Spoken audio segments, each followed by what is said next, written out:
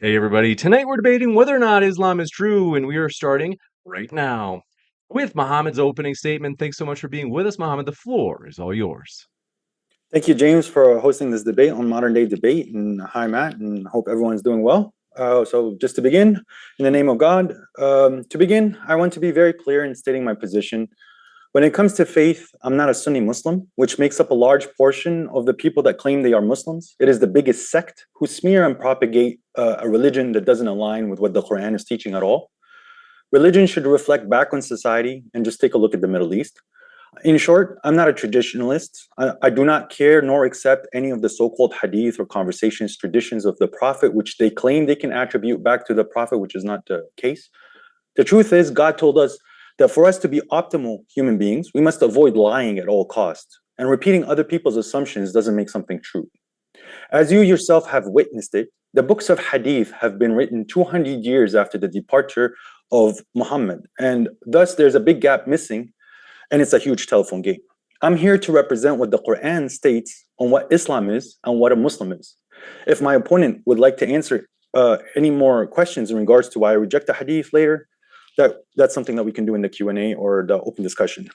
To answer the question whether Islam is true, one must understand what Islam, or in English, willful submission is. God states in the Quran that He is reality. Allahu huwa al-haq. God is reality. All the attributes that you have heard of God fits what reality is very well. Reality is all encompassing. It's infinite. It doesn't sleep. It knows your thoughts. It's all dominant. If you have an idea or a thought that doesn't align with reality, reality will win 10 out of 10 times. You cannot change reality. You can only exist within the reality that has been manifested around you. God is extremely merciful, and His punishment is the worst punishment, which is the truth about reality. When reality hits you, it hurts. And how many times have you hurt another entity that experiences pain, but reality lets you slip by unscathed? Again, God to me is reality, as per what the Quran states. God states in the Quran that everything in the skies and the lands has submitted to God. That is something that is very true. Everything around you is forcefully enslaved to that reality that is present in front of us. In the Quran, God addresses individuals and groups by saying, "Oh, so and so." For quick examples, "O messenger," "O believers," "O Jews," "O Christians," "O disbelievers." Yet the phrase "O Muslims" or "O submitters" is not present anywhere in the Quran, because again, everything has already given into the reality and cannot go outside it. What Islam is, or willful submission, is the acceptance that whatever you put in your pot, you will be eating. Islam is submitting to what God has revealed is the best ingredients to put in yourself to be the best you can be for yourself, for your society, and for the rest of the world and the humanity. The Quran teaches you how to think, how to handle yourself in various situations, and how to react to what other people and whatever thoughts that seem to come out of nowhere. The Quran teaches you to filter what is beneficial and what will harm you, whether right away or in the long run. As a human, it is very hard to see the consequences of our actions in the very long run. In fact, what I listed is the goal for any person who is striving to achieve. If you choose to be lazy all day and sit and do nothing, reality said that you get nothing. The proof is in the reality. The self-help book industry was worth 10.5 billion in 2020. The behavior therapy enterprise is close to 16 billion. There are countless videos online teaching you the best mentality or mind state or tricks to achieve a more meaningful life. And everyone here is to have a more meaningful life. There are characteristics and habits that are admired, while others that are frowned upon and hated. The reality is found anywhere in the world. This reality is found anywhere in the world. People like others to be honest or just. They admire those that work hard and keep a polite and innocent demeanor.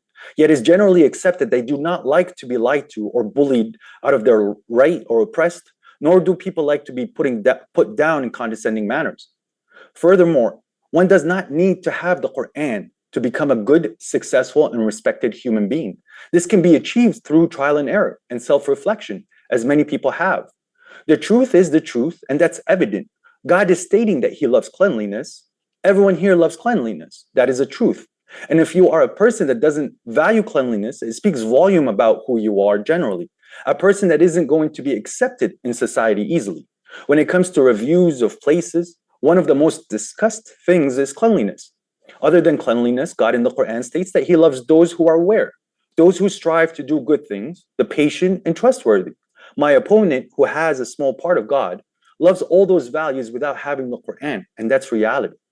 God in the Quran states that He does not like corruption, transgressors, ingratitude, treachery, boastful people, excessive people, and wastefulness, which again, all of these as humans we do not like dealing with. And when we deal with such characteristics, it's generally accepted for them to be labeled as evil or bad. But as stated, we reach these conclusions without the Quran, as we already have as an international community. However, it has been a bumpy road, and people had to learn from a lot of mistakes. And yet they are not able to achieve the maximum. The issue is that some mistakes and errors can affect us for a very long time, or downright just ruin the life of some people with very low chance of recovery. A wise person should learn from the mistakes of others or the strategy of winners. Out of the mercy of the Lord, He sent us a book, which is a shortcut to achieving a satisfactory life, predominantly in your mental and then secondary in the physical. You find a meaningful existence built on serving the greater purpose, built on love, truth, and dedication. Despite being outnumbered by people who self-serve and make the world a terrible place, the Quran promotes honesty and to stand up for the truth no matter what, even against your own parents if you have to, because society will only thrive with the truth. It explains that you are part of the world and you are responsible for the earth because you have been favored over all creatures that are on earth, but that you will be leaving the world to also go build in another world. Right now, it is your responsibility to take care of the world, and that can only be achieved by honest work. This is what Islam teaches. Feed who needs to be fed, help the animals and not abuse them, take care of the plants and the oceans, clean what needs to be cleaned, and fix what needs to be fixed. Find ways to scale the operation of humanity with what the reality is exposing to us in information that helps us through science, technology, and other fields. The reality is that whatever you do, you will answer for it because all your inputs have a chain reaction and a predetermined output, which you do not know how far it will go or ripple through the universe. One healthy meal and some kind words to a traveler can result for that traveler to be able to reach his home where he raises children that change the world. You helped in that process. You are part of something beneficial for the world.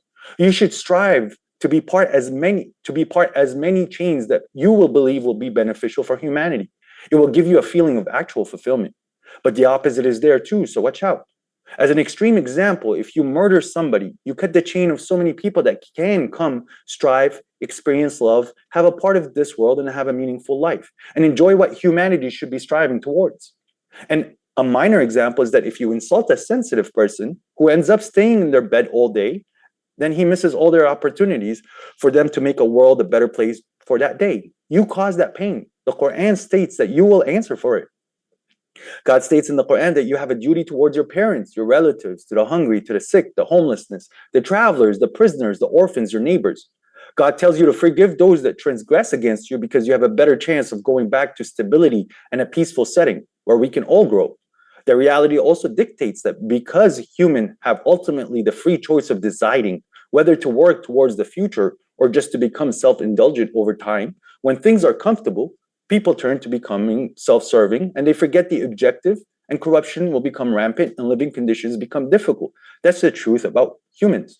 God is warning us of those conditions that we ourselves cause by not accepting the objective reality that's in front of us, which is whatever you put in the pot, you will be eating. Quite simply, Islam is teaching you the right morals, attitude, and work that you need to have. It is expressing to you the world is full of opportunities and find one to serve our real reality and not the fake illusions that society likes to build up with falsehood and lies. Islam is telling you that since you have been created, you will live forever. And everything you do now is affecting the futures in ways you do not know. So be sincere in your striving. Islam is true because it only produces the best version of you possible that has the ability to outlive their time on earth. As long as you have the courage to shed the falsehood from what you have heard about mainstream Islam and other falsehoods that people like to associate to reality, which is not associatable, the further you are from reality. And the more twisted your worldview is, the more torture and pain you cause to yourself in your mind. The best examples of Muslims are people who willfully submitted that they need to put the best inputs in the world in the name of God, our reality, are Adam, Noah, Abraham, Israel, Isaac, Ismail, Moses, Jesus, Mary, Jacob, Job, Lot, Muhammad, and many others who their names still circulate today. Peace upon them all. Because they strive to be the best humans they can be. Their ripples are still felt today, and they are oft remembered for their great morals and mentality, not for their businesses, nor their wealth or horses and cars. All of what is beneficial in self-help books, all what would make society strive, and all the ingredients required for you to achieve internal peace, the Quran has them covered and explains in the best details.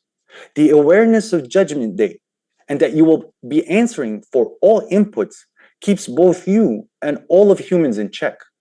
But if that awareness is non-existent, then society crumbles. Thank you very much, and looking forward to the rest of the debate.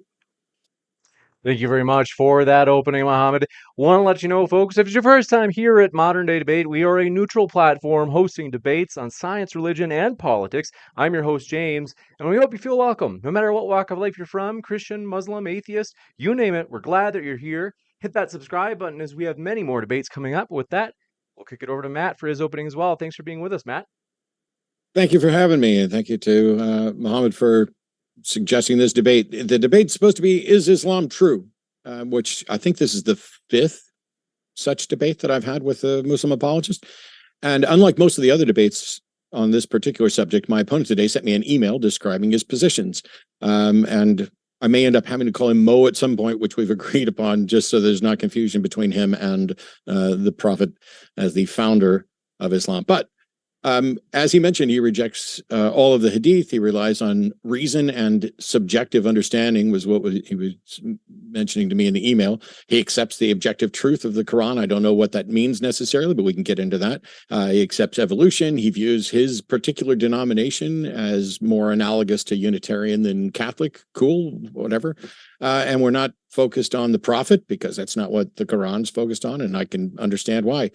His religion is universal, international, not tied to specific understandings of Arabic words. And, he gave me definitions. Islam is submission. Religion is the law, which he said is everything is lawful to you except for that which is limited to you, which is, sorry, it's a tautology. It's useless. That's like saying everything's good except for what's not good. And this includes the limits you put on yourself. Worship is better described as servitude, and the religion is about guidance and not structure. The more you get away from falsehood and idolization and addictions, the closer you are to the truth. Except that's not true. Truth is that which comports with reality, and addiction is a part of it. And people idolize things, and they may still understand truth and speak the truth and know the truth. But his final thing was that God is reality, which you heard in his opening. I haven't heard that from a Muslim before, and I find that interesting. We'll see where it goes. So in a debate about is Islam true, given those definitions, what are we saying? Are we saying since Islam is submission, does that mean we're saying is submission true? Well, no. Submission is just a noun. It's not a statement with a truth value that can be assessed. So to say Islam is true or submission is true is nonsense. We have to be talking about the religion of Islam, the law, but that law consists of whatever he feels like, including that's good, and whatever restrictions he puts on himself as well. So what we need, and this is critical, is a specific list of tenets that are the religion / law / doctrines, and then those particular tenets must be defended and shown to be true before we can claim that Islam is true. That is all that matters for this debate tonight. Whether or not you find something nice or agreeable, or if you find some tenet of Islam you think is wonderful, etc. Has he done that in his opening? I don't know, because I wrote this ahead of time. Unfortunately, my opponent has kind of set this up as a sort of impossible task, I think, because if we're not going to talk about scientific claims, as we have in several previous debates on the subject of Islam, that's a nice departure. But now you don't have anything really of substance to get to. And by the way, whatever the Quran got right, in addition to the things that it got wrong on scientific discoveries, that there's no demonstration that that's because of a connection to a God. There's not supposed to be any appeals to the founder of Islam being a prophet, or the prophet being a good person, which avoids all the clear evidence that he wasn't a good person, and that We lack evidence to support him being a prophet or that anyone could be a prophet. And that's key, because if God is just reality, then how can there be a prophet? Reality merely is. It's not a thinking agent. It's not an actor. We have no justification for thinking of reality as an agent with desires, offering guidance, and having profits. Though it can certainly have admirers, I'm a fan of reality. I just don't see any value in suggesting that reality is God. And even if I were to look at and revere reality as a God, that doesn't mean that reality has any intent. Moreover, if I were to accept that reality is God, that not only wouldn't lead me to Islam, it wouldn't lead me to any religion with any sort of personal deity. Is reality personal? No. Did it create itself? I don't know. Did it always exist? Is it perfect? Does it have desires? I have no idea, but it certainly doesn't seem so. But the Quran, or the recital, claims that it was revealed by Allah and that Allah will protect it. Surah 15:9. It's nonsensical to claim a recitation without a reciter, without an agent reciter. I've seen no evidence that reality can or does recite anything. I've seen no evidence that reality has an angel Gabriel to recite anything for it. It ties directly to Abraham, whose God was clearly not merely reality. It supposedly explains everything, Surah 1689, yet it doesn't, as we've discovered new things since then and new problems that it can't hope to address without a massive amount of adding to the text from other sources. If there is a God who inspired or dictated the Quran, then that God is either then the Quran is either perfect and incapable of error, or it isn't. Now, I don't know if my opponent tonight holds the view that the Quran is perfect. We can talk about that and try to find out, but there's many that do. And there's many that hold that God, whether it's equal to reality or not, is in some way perfect. And the Quran, though, not only contains errors, like getting Mary and Miriam confused, but it also contains an obvious glaring error, which ironically exists in its attempt to pretend that it is without error. In Surah 482, it says, "Will they not then ponder on the Quran? If it had been from other than Allah, they would have found therein much incongruity." This is a logical fallacy, and it could not have come from the mind of a perfect God or any being who understands the significance of logical reasoning fallacies, which, by the way, I don't think reality has any understanding of logical reasoning or fallacies. It could come from the mind of a human, though, and I certainly agree that it could come from someone who has a very keen sense of reality, as long as they aren't particularly knowledgeable about reason. 482 is a fallacy. It's possible for someone to write a text that contains no errors, no contradictions, and no incongruities without that text being inspired by or dictated by a God. I can do it right now.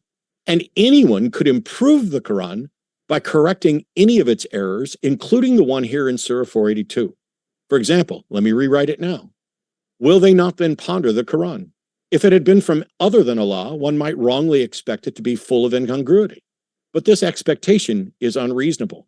The truth of the recital isn't in its perceived perfection, but in its concordance with the facts of reality. So you're welcome, Muslims. I've just improved your Quran.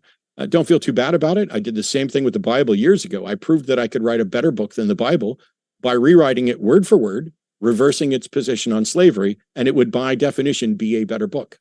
What's the fallacy? I'm hearing people ask. Well, if you put it in syllogistic form, it's a lot easier to spot, especially if you start to change the terms. And so premise 1, if it's from Allah, it will not have imperfections. Premise 2, the Quran has no imperfections. Conclusion, therefore, the Quran is from Allah. But that's like saying, if it's raining, the sidewalk will be wet. The sidewalk is wet, therefore it's raining. The fallacy is called affirming the consequent, because the sidewalk might be wet even if it's not raining. Maybe a sprinkler had been running. And the Quran might be without imperfection even if it's not from Allah.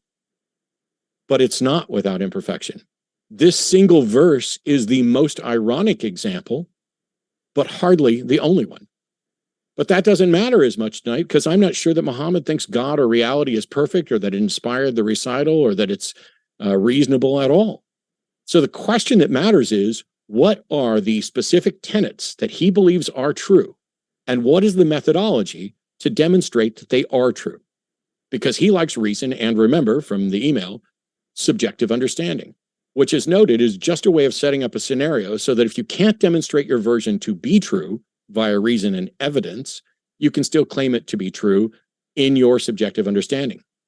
Fortunately, though, with no clear tenets, no agent God or religion that includes whatever you like, a flawed book that serves as the source of religion, and no demonstration of a method to tie his subjective understanding to reality, that means my work here is done. With no clear Islam to investigate, no reasonable person could ever conclude that Islam is true. But I'm interested in whether he has reasonable responses to these objections, or if we find that it's all just a matter of subjective understanding. If nothing else, we'll get to hear how someone who may be viewed as more of an apostate than me can defend the vague and ill-defined and still call it Islam and claim that it's true. But claiming that it's true is not the same as demonstrating that it's true. Thank you. Thanks for that opening, Matt. And with that, folks, we're going to go into the open dialogue. This will be about 55 minutes or so. Then we'll have Q&A at the end. So if you happen to have a question, fire it into the old live chat. Tag me with @moderndaydebate. Or if you use the super chat, those will go to the top of the list. And if you didn't know this, Modern Day Debate is available via podcast. So if you haven't looked us up on your favorite podcast app yet, you really should. It's 100% ad-free. You can listen to podcasts anywhere you are, no matter how bad your service is. So listen to debates on the go by finding Modern Day Debate on your favorite podcast. With that, thanks very much, gentlemen. The floor is all yours. Appreciate the opening statement, Matt. Just wanted to ask you a question in regards. Well, let me first answer the question, and I want to turn it back to you. You said that what is a prophet? So God defines in the Quran a prophet. You said that I didn't give anything to define what a prophet is, and you did ask the question, what is a prophet at this point? Or I didn't say either of those. No, sorry, you didn't. Go ask. In your opening statements, you said that God has sent prophets, but if the reality is complete, then why is he sending prophets? I think that's something that you alluded to. I didn't say that in my opening. I didn't ask what is a prophet. I don't know what word opening. By word. Sorry? I don't think verbatim you didn't ask that, but this is what I understood, like as a summary of one of the statements that you were saying when you were talking about the prophet. Oh, okay. I don't think anything like that was in my opening, but go ahead. You ask whatever you want. Sorry, at the beginning of your statement, or like your opening statement, you were saying that I didn't allude to anything about the prophets, and that if reality, you were talking about God, and that why would God send a prophet? I think it was something along. No, what I said was in your email that you acknowledged that you weren't going to be focused on the prophet because the Quran isn't focused on the prophet. And what I said about, I didn't say why would God send a prophet. I was talking about if God is reality, I don't see any justification for how reality could send a prophet or how reality could do anything like that. Okay, so I was understanding that point as you like, why would reality or how could reality send a prophet?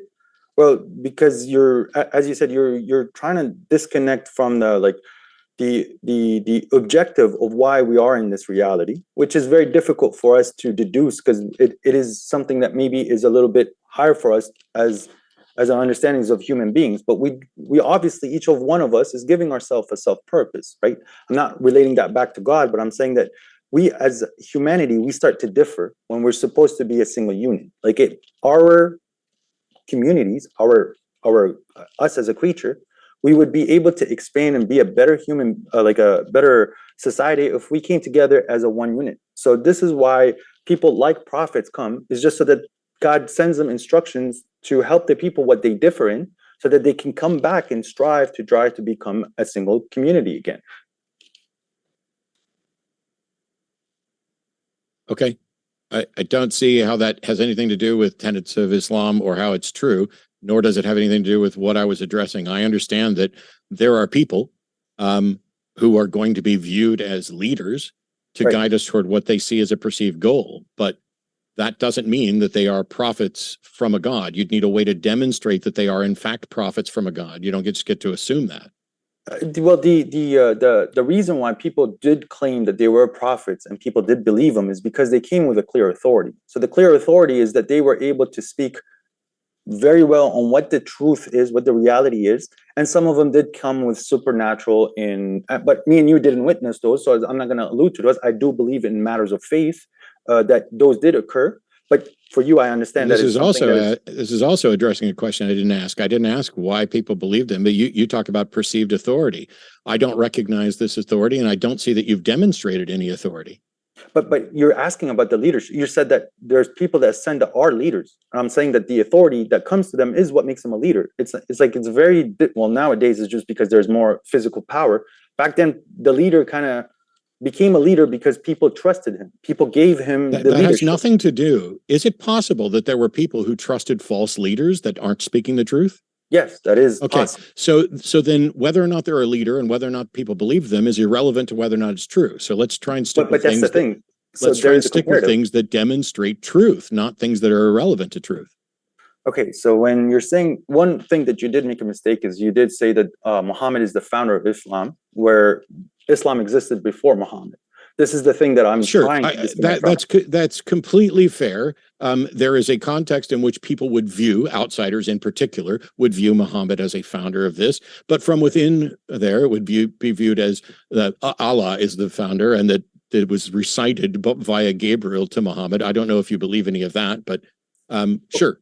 Okay, so the point that I'm making is you're going back to what people have done after the message came of Muhammad, and they hijacked the term Islam and labeled it that.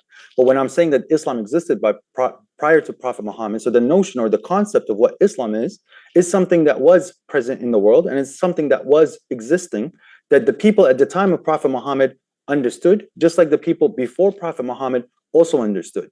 So Islam is not based on just the Quran. So Islam exists outside of the Quran, is what I'm trying to explain. So you were saying and none of that matters because the subject of tonight's debate is whether or not it's true, not whether or not some concept that you want to identify as Islam existed prior to the Quran.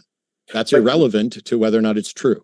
But now that goes back to my opening statement of what Islam is. Islam is something it's very simple because you are living it. God did say that everything in the world, in the skies, in the lands, have already aslama lillah. They already submitted to God. Well, you just once again said what God said, but you haven't demonstrated that there is a God or that God has ever said anything. You're just saying what you believe. If we're going to have a discussion about whether or not Islam is true, you don't get to say God said this. You get until you demonstrate that in fact God did say something. Okay, but so the point that I was trying to make is, yes, you're going back to saying, trying to attach it to God directly. But let me first demonstrate on what Islam is, right? And then we can come back to where these people are getting these inspirations to say that this is from God. Because as I explained to you, which you quickly put to the side and you said it's not possible, but you don't really give me a reason or something that breaks from our understanding of what people call as God, right? Like that the attributes of what we understand as God is fitting reality. So no, it doesn't. No, it doesn't. You asserted that in there. Does reality? You asserted during your opening a number of things which are simply false and not true to reality. That reality has the attributes. You said that reality has the attributes of God. That reality is infinite. You don't know that. That reality knows your thoughts. You haven't justified that. Wait. How can you show that reality knows my thoughts? Are you part of reality? Yeah, but that's part of reality is not reality. Just like my fingernail doesn't know my thoughts. A part of something isn't the whole. That's a logical fallacy. It is the fallacy of composition. It's not fallacy of composition when you're part of reality. Therefore, if you are thinking in reality, reality is aware of it because that became true. I'm sorry, but that's not true because it's simply a fallacy of composition. Just like my fingernail is a part of me, but my fingernail does not know what I know. So wait, you are dominant over reality at that point because you thinking it doesn't become part of reality. That reality is not reality has not encapsulated that thought for that thought to be true. Like you understand what you're doing. Like you're saying that reality does not know that you thought. No, I'm saying you haven't demonstrated. If you're going to assert that reality knows my thoughts, besides just me knowing my thoughts, you have to actually demonstrate that. But you also said that God told us that for us to be optimal, we should avoid lying. When did God tell us that? God in the Quran clearly states that. That's not a demonstration. How do you demonstrate that God told us anything? Well, you see, that's what I'm trying to explain. So if people are aligning with the reality, right? And they're working with the sort of like the collective of what we're understanding, the truth and the reality, God works through them. This is you being part of it. So yes, it wasn't God himself speaking the Quran, but God spoke. How do you know that? But You're God saying spoke God didn't because it speak the came out of Quran? Prophet Muhammad. Because it came out of Prophet Muhammad. So God used Prophet Muhammad's mouth and voice to speak these words. So But God didn't dictate the Quran to Prophet Muhammad? yes, he did. Yes, So he did. God dictated the Quran through Gabriel to Prophet Muhammad. Correct. He gave him the message. So then there shouldn't be any imperfection, right? Okay, so now we're going to the imperfection. I was going to answer your question in regards to like the question about Prophet Muhammad being the founder of Islam, going back to what Islam is, and then showing you how it attaches to reality. Because everything that is what is taught in Islam prior to Prophet Muhammad still attaches to reality.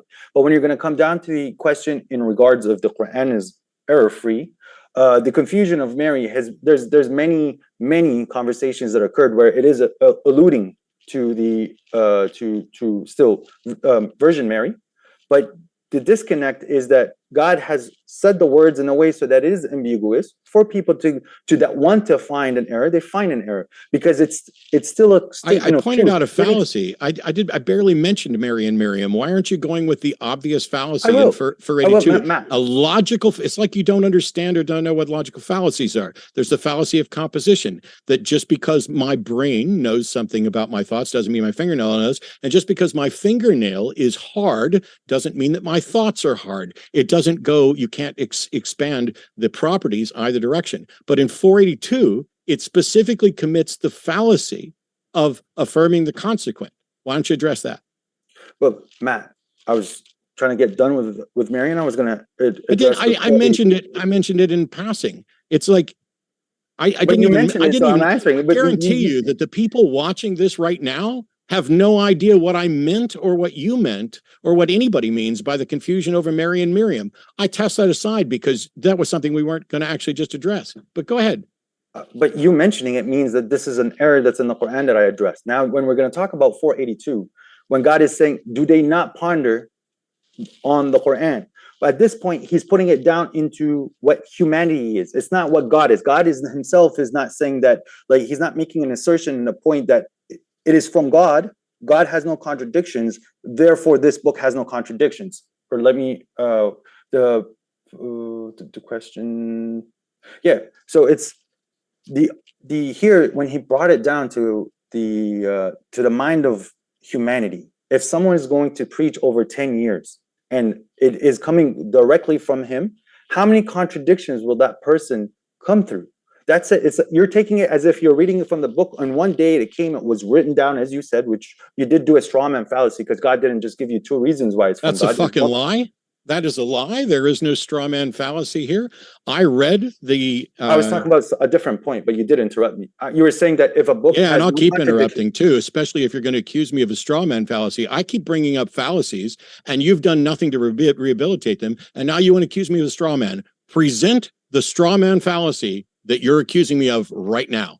Okay, you can take it down a notch.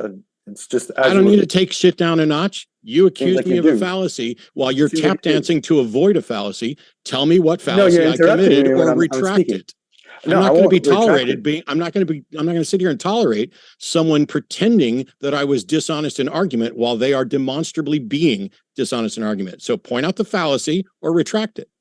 Well, Matt, just let me explain my position because I'm not here saying that you're being dishonest or it's something that's. Yes, you are. Yes, you are. And presenting this is really simple. You're either going to explain the straw man fallacy that you just accused me of, I'm trying, or you're going to retract it, or we'll move on to something else because I'm not putting up with shit like that.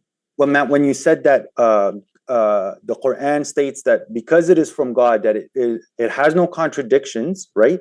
And that it has no contradictions, and that no other book can be written from it, and therefore that the other books can have that same features. At that point, that was, I apologize, a straw man because God gave a lot more reasons why it is from God. So that's where I saw that you could have, which you did, do a straw man fallacy on why God gave as a proof that it's from God. That's all. There's no straw man fallacy there. There's no straw man fallacy there. I presented what it says and I put it in syllogistic form, something that you seem unwilling to actually do. So we'll leave it to everybody else to determine whether or not I actually committed a straw man or whether you're avoiding fallacies. How do you reconcile that 482 Matt, says God what it also said? Oh, go God ahead. also said, yeah, because we're still at that point. God also said that this book is confirming the books before it. And this is why it's also another reason. Which has nothing to do with what it says in 482. I'm not talking about 482. I'm talking about the straw man fallacy. I presented a fallacy in the Quran. God in 482 is talking from the perspective of humanity, not from God. It's a fallacy. It's not a fallacy. It is absolutely a fallacy. From the eyes of a human? It is affirming the consequence. It is affirming the consequence. I defined it. I put it in structure, and I put it in syllogistic form. The fact that it's in conversational form, where you want to tap dance and talk about how it's addressing the books that came before or whatever else, is irrelevant. Matt, but that's not what I said. I'm talking about the straw man fallacy that you did on why it's approved from God. That's different. When it comes to 482, you're attaching it from the sight of God, where God is talking about the sight of humanity. So it's humans themselves cannot produce a book like this over the span of however long it was revealed to the prophet. Is it possible? Is it possible for there to be a book that is not inspired by a God, which does not contain incongruities? So it is possible for books. 1 second. But let me. It was a yes or no question. It doesn't require anything other than yes, it's possible. And okay, out of respect, you asked me a question. Let me ask you a question back. I don't. Oh my God, go ahead. So yes, it is possible for a book to not have contradictions. It's impossible for a human to keep speaking about a same topic for 16 to 20 years to 10 years, however long the period was. Okay. And not have contradictions with what he's saying. Because Matt, if I review all your videos, you're saying it's not possible for anyone to speak on a subject for many years and not have incongruities. It's not possible for humanity. No, for a human being to stay talking about a subject and not contradict himself is not possible. And this is the presentation. You're wrong. You're wrong, but that's all right, because you're just going to keep asserting stuff as true without demonstrating it. Well, to you, anything that does align with reality and truth is just an assertion, because you want empirical evidence for something that's very evident. Sir, and stop pretending that you're actually going to be addressing my model of the world at all. We're here to address yours, but you haven't presented anything. You haven't given us a mechanism. You've barely done anything definition-wise. And when I point out a fallacy, you just accuse me of a straw man and then pretend that it's not a fallacy when it is. It's the fallacy of affirming the consequent. Well, one verse in the Quran, obvious to anybody. One verse in the Quran, God says that the people that do align with a false reality, it's very difficult for them to comprehend and speak the truth or listen. So when I said, are you suggesting that I comprehend a false reality and therefore it's, are you attacking me with what the Quran says? Like I give a shit what the Quran says? I know you don't, but Matt, what I'm trying to say is that straw man fallacy, it's garbage. You didn't listen to me. That's the problem. You didn't listen to me. The straw man fallacy is not about 482. Sir, I listened to you and I listened to your opening. And when you started talking after my opening, it was very clear to everybody that you didn't actually listen to it and understand what I was saying. So if you're going to keep accusing me of not listening to you, that's not going to go very well, because I took copious notes and wrote down the things that you said that were false. And when I'm sitting here trying to get you to address an actual fallacy because you think that God inspired or God recited through Gabriel to Muhammad a book that is without imperfections, and I pointed to a fallacy, you have no way to rehabilitate that. But when I addressed the fallacy, and I also showed a fallacy with you with the straw man, you thought I was talking about a straw man in 482, which is not the case. No, I didn't. You are incapable of listening. I did not think that you were saying that there was a straw man in 482. You accused me of saying there was. You accused me of committing a straw man. Yes. And then you couldn't present one. I did present one. No, sir, you did not present one. And this is anyway. Continue. Go ahead with whatever you'd like to address. This is how it goes with people that just keep denying everything. Because when I did present the straw man to you, you went back to 482, so you don't address it. So I'm going to keep going back to 482 until you acknowledge that it's fallacious or show that it's not. It's not, because God is talking from the eyes of humanity, not from the eyes of God. While you attached it to God, I'm sorry, sir. I'm sorry, sir, but a logical argument isn't from the eyes of anybody. It is factual statements, premises that lead to conclusions. It is not different from God's perspective than it is from humans' perspective. If God's perspective is different from logic, then God is illogical. You don't understand the foundations of logic if you're saying that to avoid a fallacy, God's talking about it from humans' perspective. perspective instead Yes, of God's perspective. You just don't understand logical fallacies. I mean, one of your premises has failed when you didn't know the subject. You put the subject as God when the subject is human. That's the failure in one of your premises. Humans, in over a long period of time, are a contradictory being, not God, not reality. Reality doesn't contradict itself. I find it You're the one with the hilarious contradiction. that your point is that it can't contain an imperfection, and you're arguing for why it does contain an imperfection.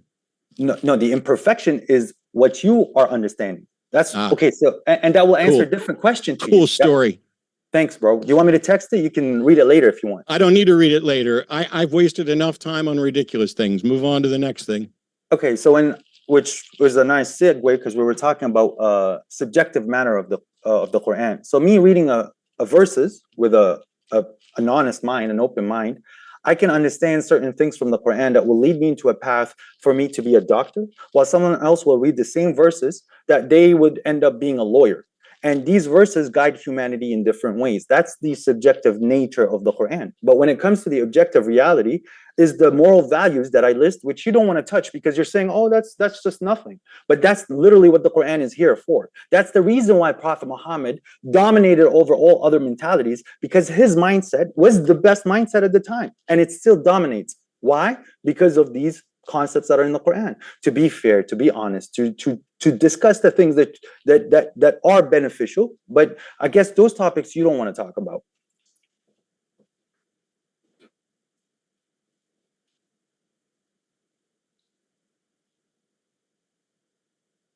Sorry, was there a question or something in there?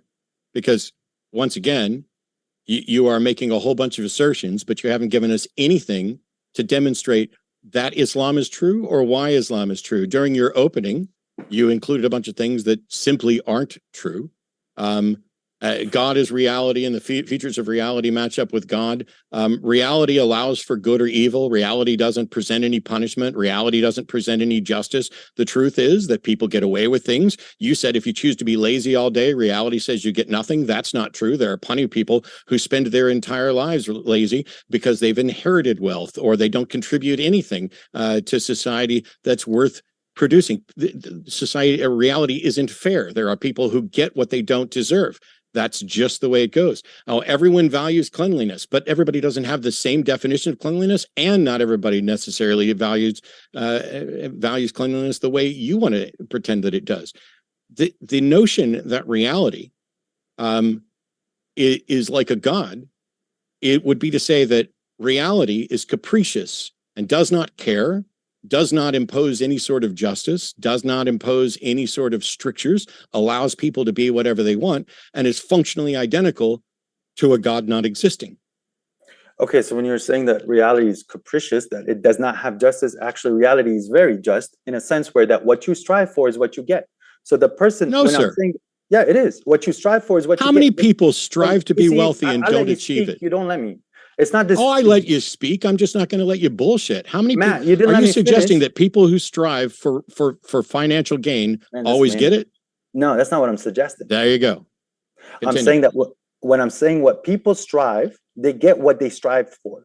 You just said that they don't. You are literally contradicting yourself, Matt, one sentence after the other. When people strive, they get what they earned. Is that better for you? No, they don't get what they earned.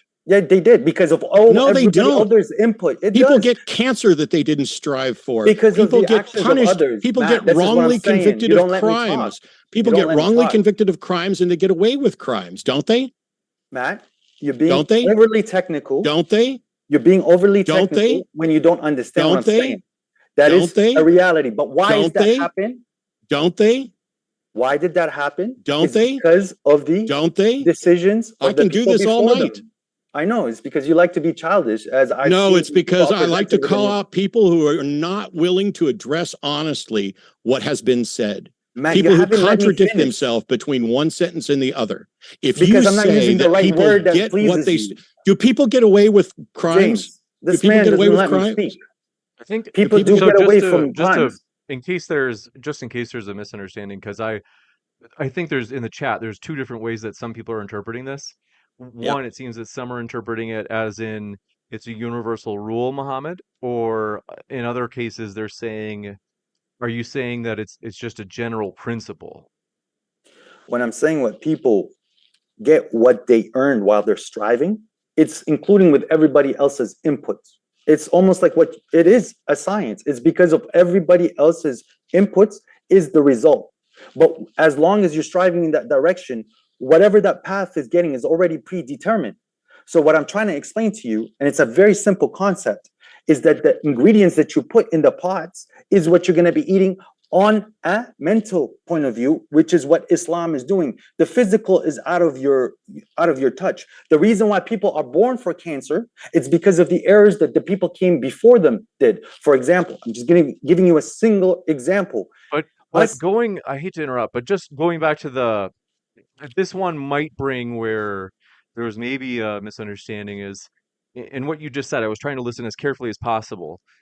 Is okay, that I think that some are still thinking that there are a lot of counterexamples to the idea that you get what you earn. And so I think that there's still confusion in the chat where people are wondering if you mean it as like a general principle, like 75% of the time, 100% of the time, 51% of the time, uh, to understand, because the way I understood it, and this is like a superficial understanding from me, because my attention was split with the chat, looking for questions, is Matt was offering counterexamples of cases that you don't get what you deserve or you don't get what you earn, something to that wording. And that's the kind of going back to that. Uh, I think people are wondering.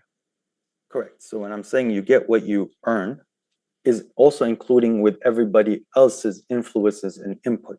So yes, it is always true. You're doing your input, and then there's other people's inputs, and then whatever happens out in the end is what you deserve because of everybody's input. This is what you earned. I'm not saying that it's always fair. It's not always going to be what you want it to be, but that's how reality is. It's you strive towards something, and people put their influences, and then the end result is out of your hands. But you are getting what you're working towards. This is like, Okay, yeah, uh, just in terms though, just to be sure I understand. So it sounds like you're willing to take the position that like in all cases, and I think that your point maybe is still you're maybe trying to draw attention to like the causal input from everybody around you in terms of like your effort or what you earn. But I think that prior to getting to that point, Matt was saying, well, wait, like I don't accept this as a universal. And it sounds like you were just willing to kind of bite the bullet and try to defend that it's like a universal, okay, like always. And that's where I think Matt is saying like it's totally not always, even though so so I'll give you a chance to so respond. so from what I understood from Matt, what he understood from what I said, I don't know. This is just an assumption. Is that when I said that every human has what they earn? So it's like for if someone wants to be a doctor, so he works hard and becomes a doctor.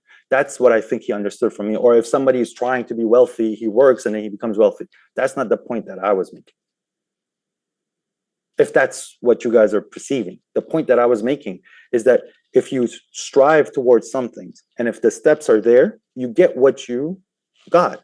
But if other people influences that step, there is a result that's already predetermined and you still strive in that direction. That's what I'm saying. So it's like whatever you're putting in the pie, you're going to be eating. I hope that makes sense.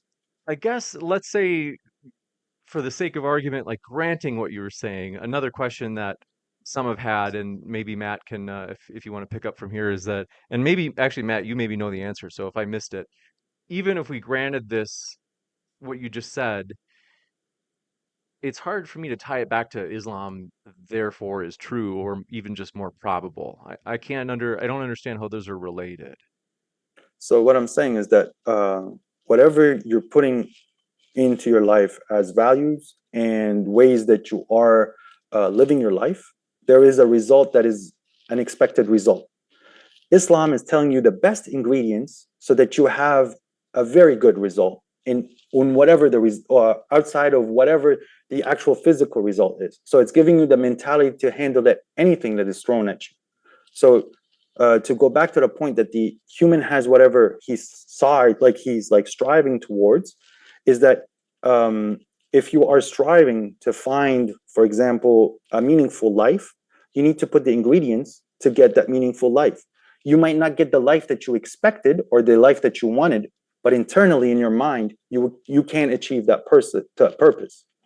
So this is why I'm attaching it back to Islam, is the ingredients that you put is what you become. And I So think you also Go ahead. said that whatever you strive for is predetermined, and that people get cancer because of what people before them did. So Right.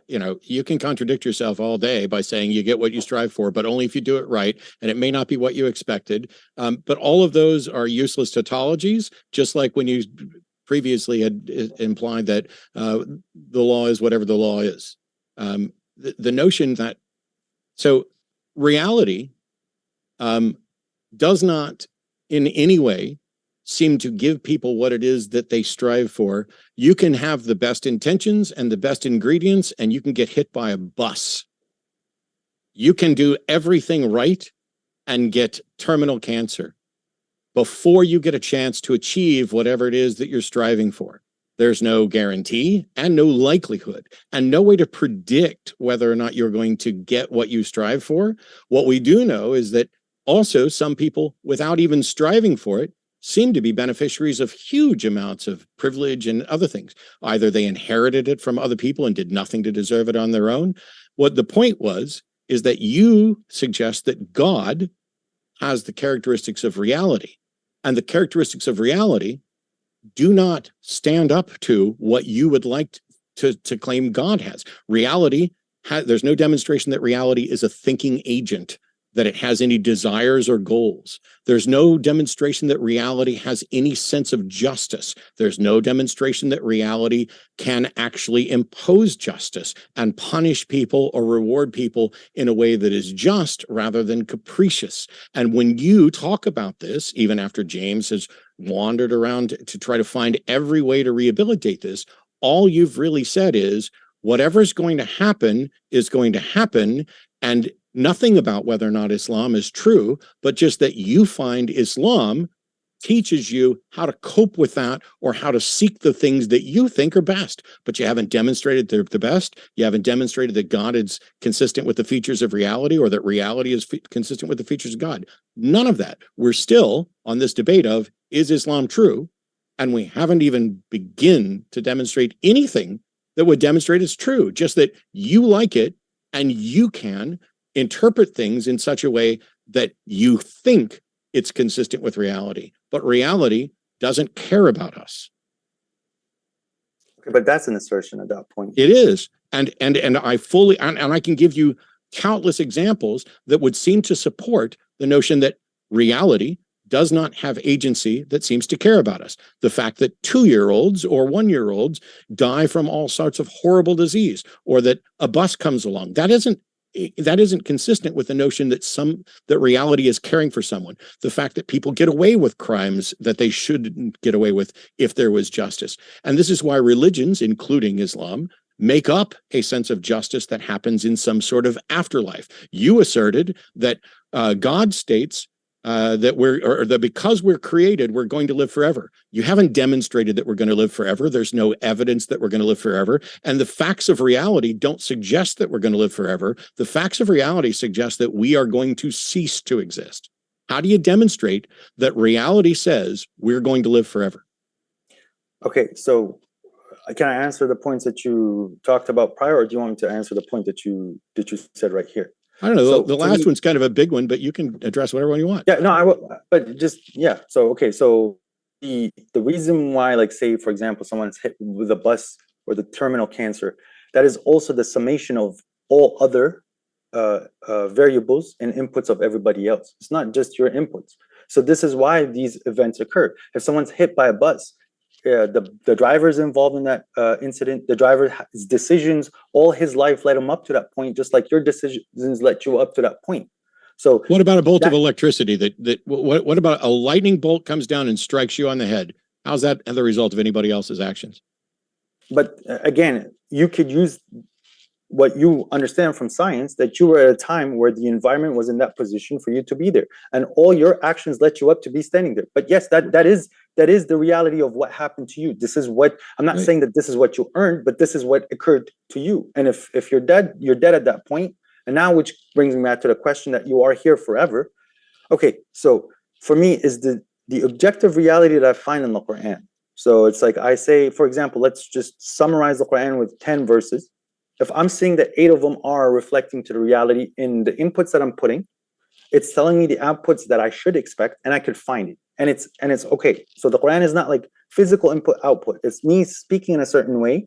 This is the reaction you're gonna get. If I'm seeing a concise like methodology of how to handle myself from 8 out of 10 verses, and it's all accurate, at this point, it's for me safe for me to assume that the other 2 points that I can still not evidently see or like witness yet, that they will also be true. No, So sir, this- that's a fallacy. That is absolutely fallacious.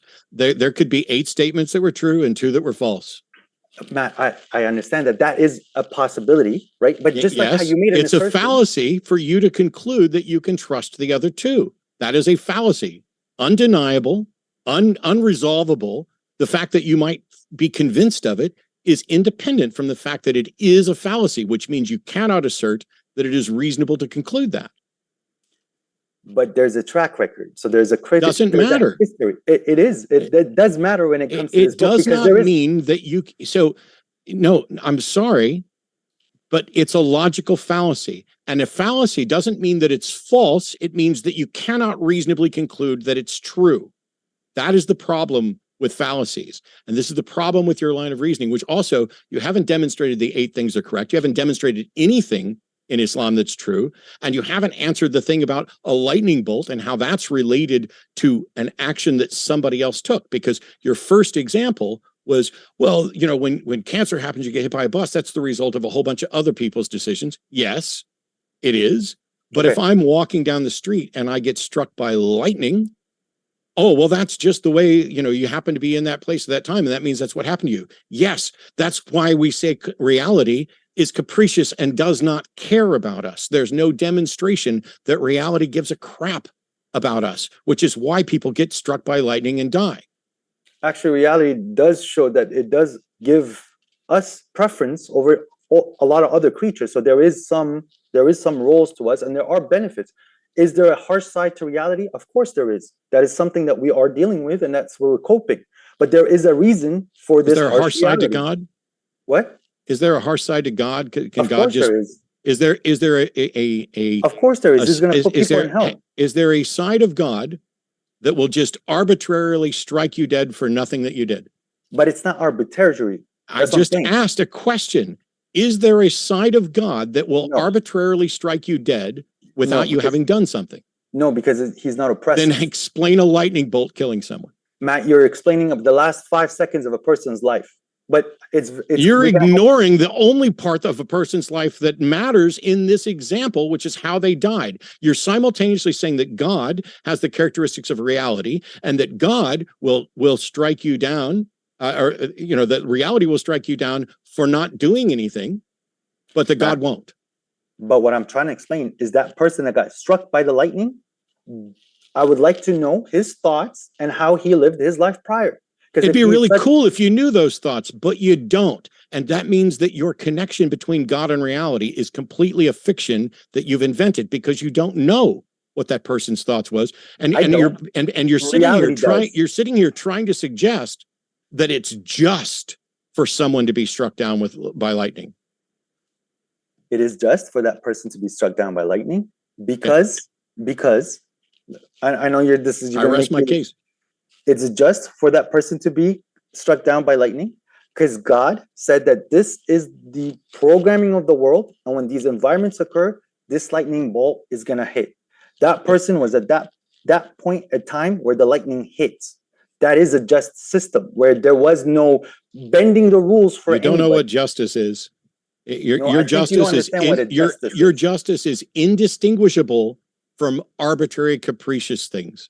No, your justice comes from a side where it's what you presume as your own eyes and your own feelings is just. No, sir, that's not the way justice is. See, justice is getting what somebody deserves. That's justice. Mercy is a suspension of justice. And when you suggest that an act where a seemingly arbitrary act could have some justification in order to But claim you're that it's asserting that just. it's You have seemingly. betrayed every sense of justice. Justice means nothing if a lightning bolt might be just. If the person got hit by a lightning bolt, there was a reason for that person to hit by a lightning bolt. It's not just their Cool. death. So when God is making a judgment like that, it is based not out of oppression, but it's based on what this person has earned. Yeah. So as I'm going back to the It's point, incredibly sad for you to do. It's Matt, incredibly no, sad no, for no, you it's to not do that. sad. When I'm saying No, when it a is human sad gets because what you've he tossed earned, out the idea of justice, because we try to distinguish justice as deserved results rather than just like a coin. Do you from think your a coin? perception. Do you think a coin From your toss? perception, Do Matt. you? Hold on one It's second. not One from my second. perception. I'm trying It to is from your explain something to perception, you, but because you you're don't want saying to what's hear it just from because what you you're know that it's perceiving. going to show that you just said something that betrays all of justice. Is a coin tossed? If I toss a coin to determine if you live or die, is that just? On your end, no, it's not just. Is it just at all? It's not about just on anybody's end. Is it No, it's not. just? No, it's Okay, not. so a coin toss isn't just, but a lightning bolt might be. What if that lightning bolt was the result of a coin toss? You see, now you're making a question, what if? But I'm telling you, when it comes down to All these of the things, questions are what if. I'm sorry that you didn't Matt, you're recognize just that. Nobody interrupting. here's You actually get been so struck by technical with the lightning. words. It's The very point hard to have is a conversation with you the because point you're is, always no, this isn't a interrupting conversation. It's a for being debate, and you technical have because tossed you out don't the want to notion understand of the justice. concept. You want to The play with second you technical say words, that a and then you coin feel toss very jump isn't in. just, Sorry to do but this, a lightning gentlemen. bolt is, just you don't wanna- know what you're talking about. Going You back, don't have a sense of justice at all. I do. Matt, I when do you're wanna. talking about justice, sorry, There James. was some. I think you piqued curiosity, Mohammed. One thing about the lightning bolt, just to people are wondering. Do I understand right? You're saying that anybody who gets hit by a lightning bolt is like especially more immoral than others?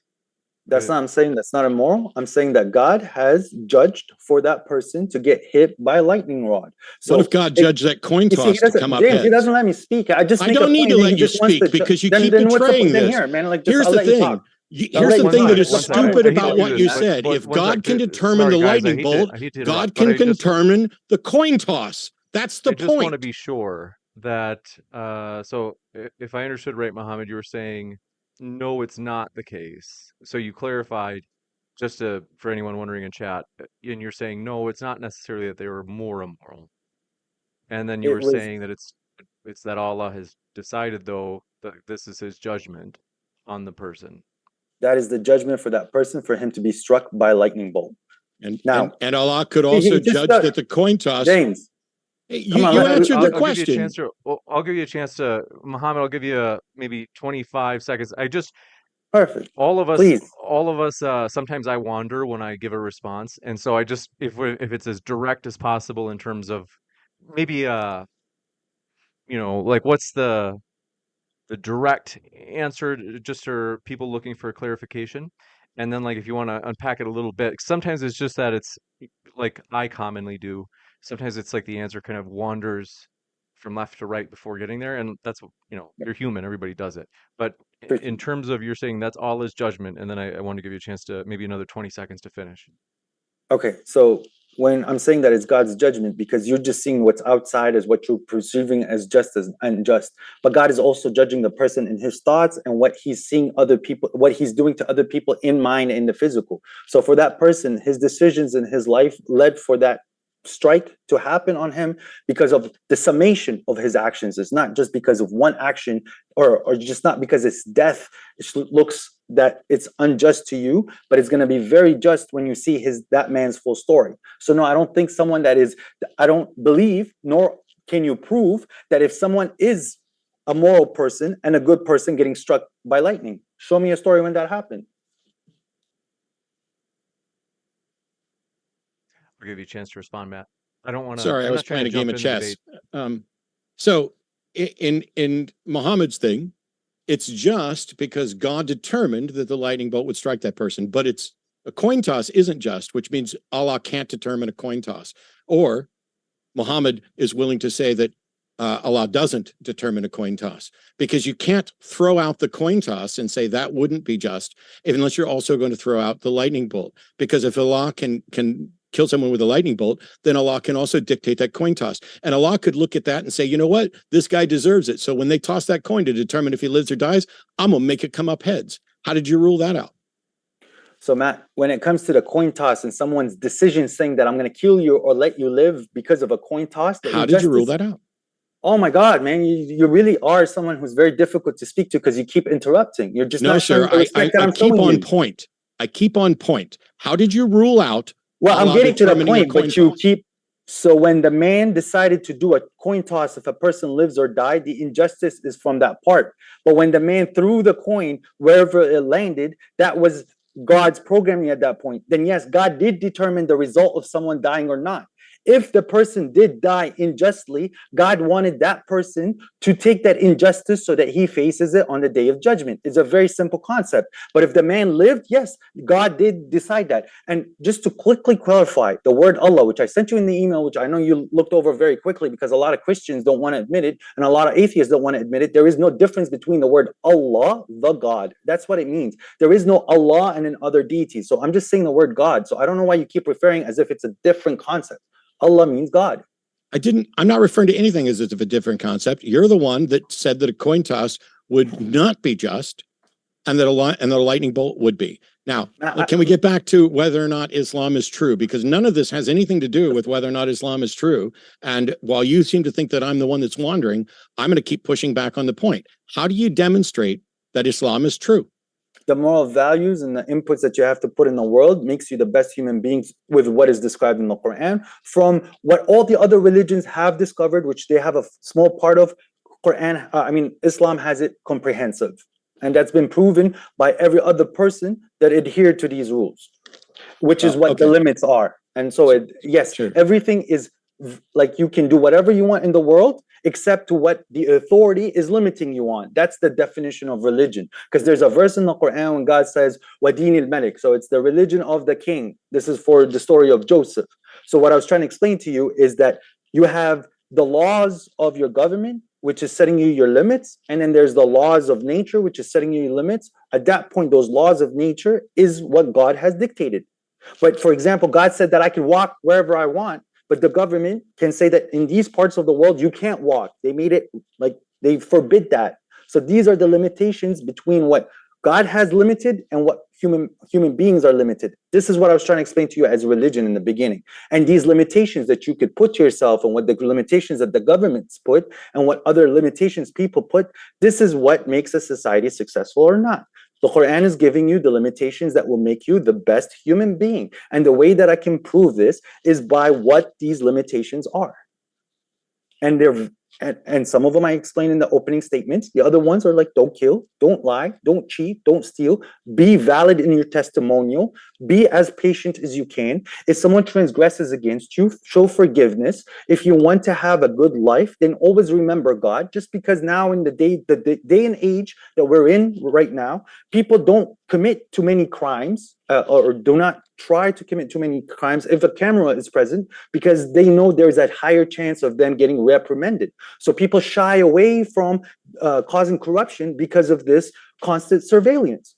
And they don't like this constant surveillance, and some people appreciate the constant surveillance. So what Quran is teaching you is that you are constantly under surveillance so that if you do cause enough corruption in the world, or if you put negative energy in the world where it's going to harm other people, you will get struck by lightning. You will get a rock falling down on you. You will get negative effects in the world. So God will protect the other humanity, other human beings from you. So when it happens to you, it's not arbitrarily. It's because reality has dictated that this is the best course for the world. Yes, at the end point, just like how you made an assertion, I made that same assertion because I could clearly see it. Humanity should have destroyed itself so many times back in history, but we still keep going because of these random events that help humanity. So is it possible that somebody could cause pain to somebody else and that they then live a long life and die happily in bed? That is warning. So I don't know about live happily, die happily in bed. You don't think that? I'm just asking if you think it's possible. Well, if someone is like, if it's just a one-time deal, I'm not sure. But if someone who's habitually hurting other people and getting away with it scotch-free, which is happening a lot. Habitual? Well, to me, that's how habits are formed in the mind. In your opening, you said that the Quran states that you will answer for causing pain. But I've seen, but we have no way to demonstrate that everybody who causes pain will actually answer for it, do we? Okay, so this goes back to the point where you were saying, which you were throwing away very quickly. I'm saying that because of these clearly realities and the clear truths that I am finding and other people are also finding in the Quran, those are the 8 points that you could live and test and be in the world as you're talking to people. The other 2 is God is expressing to you that you will answer for your crimes because he will resurrect you. Just like how you were offline and you became online. So what you're saying is that if you don't pay for your crimes in this life, you'll pay for them in some other life. Technically you are paying for them in your life here because your mentality starts to suffer the more corruptions you do. So it's an internal punishment, but then you will also have to get punished later on for what you did for the people that you affected. So yeah, I'm just saying, you said the Quran states that you'll answer for causing pain. What if somebody doesn't answer? What if I cause pain and I die immediately so that I never have to face any consequences for that pain? On your world, you didn't face the consequences, but because God is a just deity, the reality is telling you that you will be facing it. So it's no, sir. Reality is not telling me that I will be facing it. How many criminals? I gave you an example, right? Of I caused someone harm and I immediately died. When and how do I face consequences for that? Because you're asserting that there will be consequences. Yes, I'm asserting as what the Quran states. We're talking about Islam. Hang on. When you say this is what the Quran states, that doesn't matter. Because what the Quran states is not necessarily true. The purpose of tonight's debate is for you to demonstrate that it is true. And you don't get to just say that's what the Quran states. So how do you show that someone who causes someone pain and dies immediately is somehow going to pay for causing that pain? Well, this is the point that I was trying to make, is that Islam is giving you, right, what you need to do in this reality. And it's also a prophecy, and this is why God sends prophets of things that will occur. And what he prophesied is that you are going to be resurrected, and all your inputs that you're going to do, or all the inputs that you did, you will have to answer for it, which is the motivation for why a lot of Muslims try to keep their patience, because it's like this conversation here, the belief, just simply the belief. Okay, let's just talk about simply the belief. Me knowing that on the day of judgment, I am going to be judged on how I treated you. You don't know that. You believe it. I believe you don't know it, that. But I'm telling you, how do you demonstrate that it's true? How do you demonstrate that it's true? Man, the only way I could demonstrate to you is the truth is I told you so at the end. At this point, there is no way to prove Telling that, me so doesn't mean it's true. I'm asking you, you're saying that you know that there's going to be a day of judgment. And I'm saying, how do you know that that's truth? Okay, so the word that God used in the Quran is that you don't know that God used a word? All right, but can you take it from my terminology without being so technical? No, because you know what I mean. Because that's not how logic and reasoning work. You don't get to this is how conversations You don't get to begin with the assumption of the very thing you're trying to prove. How do you know that there's going to be a day of judgment? How do you know that it is true that there will be a day of judgment? The way that I know it's true is because of the prophecy from the religion that I follow. The religion is giving me the best ingredients to live in this world, and it's prophesizing for me to stay on track that you will be judged. As I was trying to say, that belief is the motivation for why people can't stay on track. It is very difficult, as you yourself has insulted me a few times earlier when I didn't mean to be derogatory, but you took it from me as an insulting way. But me, even though I'm sorry. I mean, I would give you an insult back, but I try not to, because it's not the best way for us to deal in a conversation. No, the best way would be to be honest and not accuse people of straw man. And then the best way would be to say, hey, how do you know this is true? To admit that you do not know it's true, and you have no methodology, and you have no way to demonstrate that Islam is true, which you've admitted obliquely, but you won't admit it directly. No, because you're saying that you know it's true because you believe the prophecy of the religion. But whether or not you believe the prophecy of the religion is not in any way a demonstration that it is true. Man, the problem is you're attaching things. Last response, Mohammed. We'll give you the last word, and then we've got to go to the Q&A. So I'll give you about maybe 20, 25 seconds. So you're attaching concepts which I'm not talking about in a way so that you Yes, should logic, paint truth, and evidence. Matt, you're connecting things that I'm not connecting, and you're saying that this is my position. When I'm saying that what Islam is the way you're handling yourself. We're not debating what Islam is. We're debating whether or not it's true. But Telling me how what would you know- believe how is would you not know in if any it's way true or not if you demonstrating don't that know it's what it true. is, Matt. You're arguing Telling about me something what that you don't believe know. is secondary to whether or Well, I not don't know. it's James true. gave me 20 seconds and you're interrupting. You're right. I am. Because you know you've been put in a position where your only argument is to be ingenuine.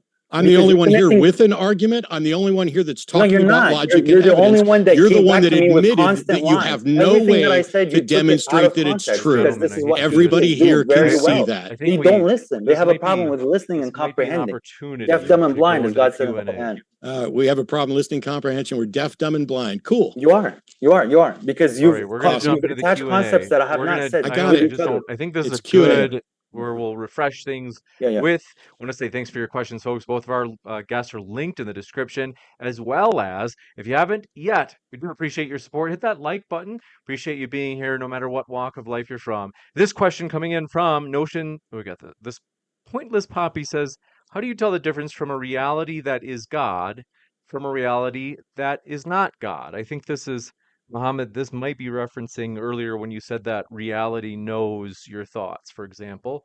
And they're saying, how do you tell the difference from a reality that is God from a reality that is not God? What? I don't understand the question.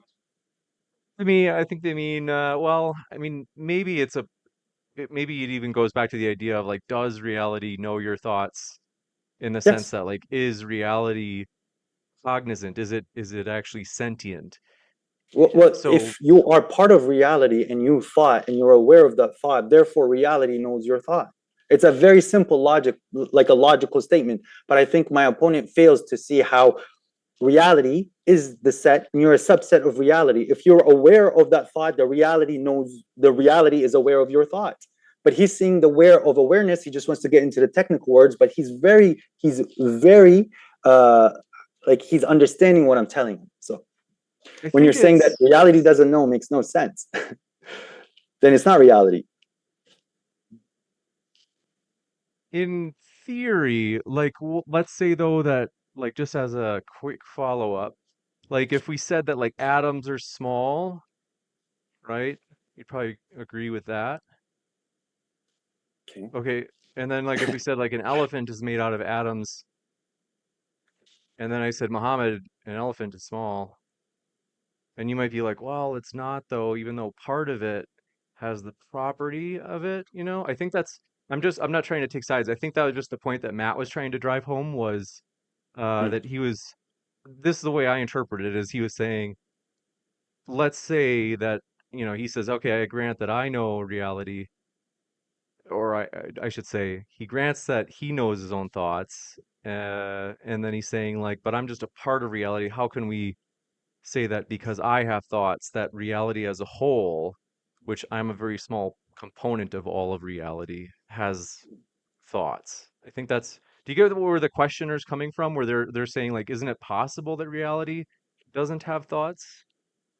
I understand how you're giving reality its own entity, where reality has its own thoughts, and then you are part of reality where you have your own thoughts. While my position is that reality is all encompassing. So when you had a thought that became part of reality, Am I therefore God? reality that thought is part of reality now. So it is aware of Am you. I God? Was that? Am I God?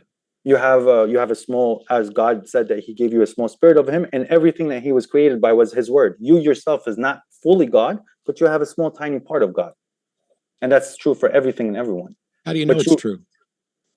because everything came from God, How do you know that? because you're part of reality. I could see you and I'm talking to you. It's existing. Okay. This one coming in Yeah. from this one's from Pointless Poppy Strikes Again, says reality is God. God has no imperfection, yet humans are imperfect and they're a part of reality. I think they're saying like Muhammad, what's the old phrase? What's sauce for the goose is sauce for the gander. That if you said that, because a part of reality, namely humans have thoughts, then we can say that reality has thoughts. well, then also we'd have to say that because humans, let's say, have imperfections, we have to say reality has imperfections, which would mean that it can't be God.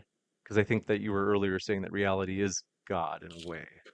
So we do have the concepts of free will, and the imperfections are falsehood. Those imperfections, like physical imperfections, has a scientific proof why you have that physical imperfection. So there is a reason for why those imperfections exist. So it's still a perfect system. But when it comes to falsehood, like impurities in your mind, those are falsehoods. Those are falsehoods that are not reality. Those are just thoughts that reality is aware that you had, but it doesn't make them reality at that point. It doesn't make them the physical reality that what you're witnessing. It's not objective reality at that point. Gotcha. This one from Loki says, how can anyone use a book as proof of anything? I think they're saying, like, let's say, Muhammad, if the Christian comes on, or if the, I don't know, do the Scientologists have a book? Yeah, If someone else with a holy book comes on and says, my holy book tells me this, like, what's a way in which you could say one book is true, and namely, why believe yours out of all the others? Well, God, in the Quran, let's just zoom out. The Quran clearly, the Quran states the words "observe" many times. Have they not observed? Go observe. Go observe. Go look. So he's telling you to go see the verses that are being written in the world that's in front of you, and those are measurable by logic, reasons, and sometimes by science. So, and many of those verses you can clearly implement in your life, and you see the results. So, and one of the many verses that the Quran repeats is where God is saying that if when a society becomes very corrupted, he removes them, and then there's a new society, and that is something that you can clearly observe. And all those societies that we do see that they're gone, like the Egyptians, the Romans, the Byzantine, they were so corrupted at the end where they were no longer able to sustain themselves. So reality dictates when you get to that position, you're done. And that's what's kind of happening in some countries in the world today. So this is what God wants us to observe so that we could avoid these terrible circumstances. That's the warning. This one from Samir Farsain says, name this fallacy. They say Edwin Hubble says the universe is expanding. Call it the greatest discovery in the 20th century, and he gets a Nobel Prize for it. And then they say Quran said the same thing 13 centuries prior, and I think they're citing a Surah 5147, and they say, but this is ignored and dismissed. Did this come up today? I can't remember if this came up, but I No, think this they're didn't. asking you, no. Matt, what your response would be to the Quran predicting the universe expanding from centuries before Edwin Hubble. They're asking me what the fallacy is. Yeah, I don't. Oh, I think they're maybe what they're trying to say is like, is this fallacious? Like this, the scientific argument from the scientific miracles argument from the Quran. I think they're saying like, is what's the fallacy in this argument? They're trying to make an argument for the Quran being James, true. James, Could I be. think the person's argument was that like modern day science found that Earth was, or I mean, the universe is expanding, and they gave the person an award. But when it was stated in the Quran, they just like go over it as if it's not existing. So that's I think what Oh, the I person see. was Okay. saying. Yeah. Okay. Yeah, I think now that you say that, I think they are saying like the Quran isn't getting the credit for having called, you know, predicted that the universe is expanding. Right. Because Edwin Hubble called it. the Quran didn't demonstrate any scientific truth at all. Um, Uh, the but just fact like that, how me and you are making assertions, the Quran asserted wow. that the universe is expanding, and it is expanding. That's No, I the think Quran that's does what the not main. assert that the universe is expanding. The concept doesn't even exist. But what's happened is after science discovers of the expansion of the universe, people go back into their holy books and find things that they can reinterpret to be consistent with that. There is nothing about the Quran's statement that is later post hoc rationalized into saying that it's a scientific saying. There's nothing in there that led to the discovery. There's nothing in there that confirms that it is true. And so So therefore, it's not doing science. The fact that there may be a passage that someone can later interpret in such a way that it's consistent with the finding is interesting, but does not mean that that was known or that that is the content that was presented. Well, you know what? I appreciate the fact that you said that it's interesting. So it does allude to something. And yeah, I don't think Yes. there was a reinterpretation. I don't think there was a reinterpretation when he said the skies, we are expanding. There is no reinterpretation here. Does it coincide? Does it coincide with what we found in reality? Yes. So I think this is what the point the questioner is asking, that it does coincide point blank, word for word, with what the discovery has found. It actually doesn't. And this is one of the things that's come up over and over and over again that we've debunked repeatedly. It is not stating that the universe is expanding. It literally is a poetic thing about stretching out the skies. That is not any sort of scientific statement about what's happening with the expansion of the universe. And there's no conception that the rest of the universe even exists, where you have, well, anyway, it didn't come up during tonight's debate. So go back and watch the other 5 debates I've done on this, where people will claim that the Quran says all kinds of interesting scientific things, and yet none of them led to a single scientific discovery. It was only after we discovered them through proper science and real evidence that someone went back and said, oh, well, the Quran says something that can be read that way. Yeah, sure. James, and it could be read other ways as well. Can I say something real quick? There is a verse that comes to mind when God says, hey, disbelievers, haven't you seen that the earth and the skies used to be one, and then we split them, and then from the water we created it. So here he is addressing the people that did strive in science, and they did witness with the, so kind of God said it before you. And then that passage doesn't address people striving in science. It's not true that the heavens and the earth were once unified, and it's not true that every living thing was made from water. Everything in the passage you just said is either factually wrong or not demonstrably true science. So Big Bang Theory is just not something that's demonstratable? I don't even know where that question comes from, because there's absolutely nothing in the Quran that constructs a Big Bang cosmology. Not point by point, but he did refer not to on any point. That the land that we're sitting on, you know, the physical concepts and the sky used to be one, and then he expanded. The land that we're sitting on in the sky were never one. I mean, the material that created them. The material was never one. I'm not a scientist. I'm not a scientist. I know. But it does allude. I don't think you are either. I'm not sure. I think correct. But one of us knows the science better than the other one, and those two things were never the same. You know what the theory might want to jump. Just because this one's off the original topic of the question, I want to jump to the next one. Ms. Pickles says, so Muslims in Iraq and Afghanistan who strove to live a Muslim life just quote unquote got what they got when they were murdered by American troops. Was this deserved?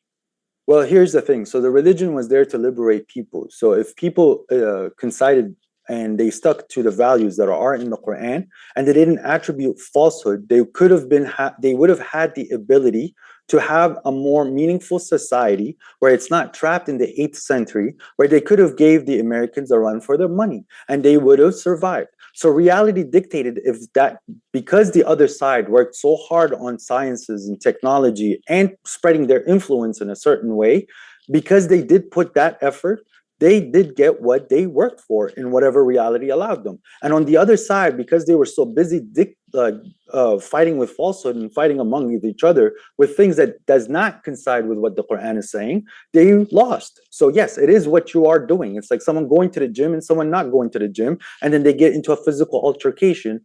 Most of the time, the person in the gym is going to win. And this is what happened with Afghanistan and Iraq.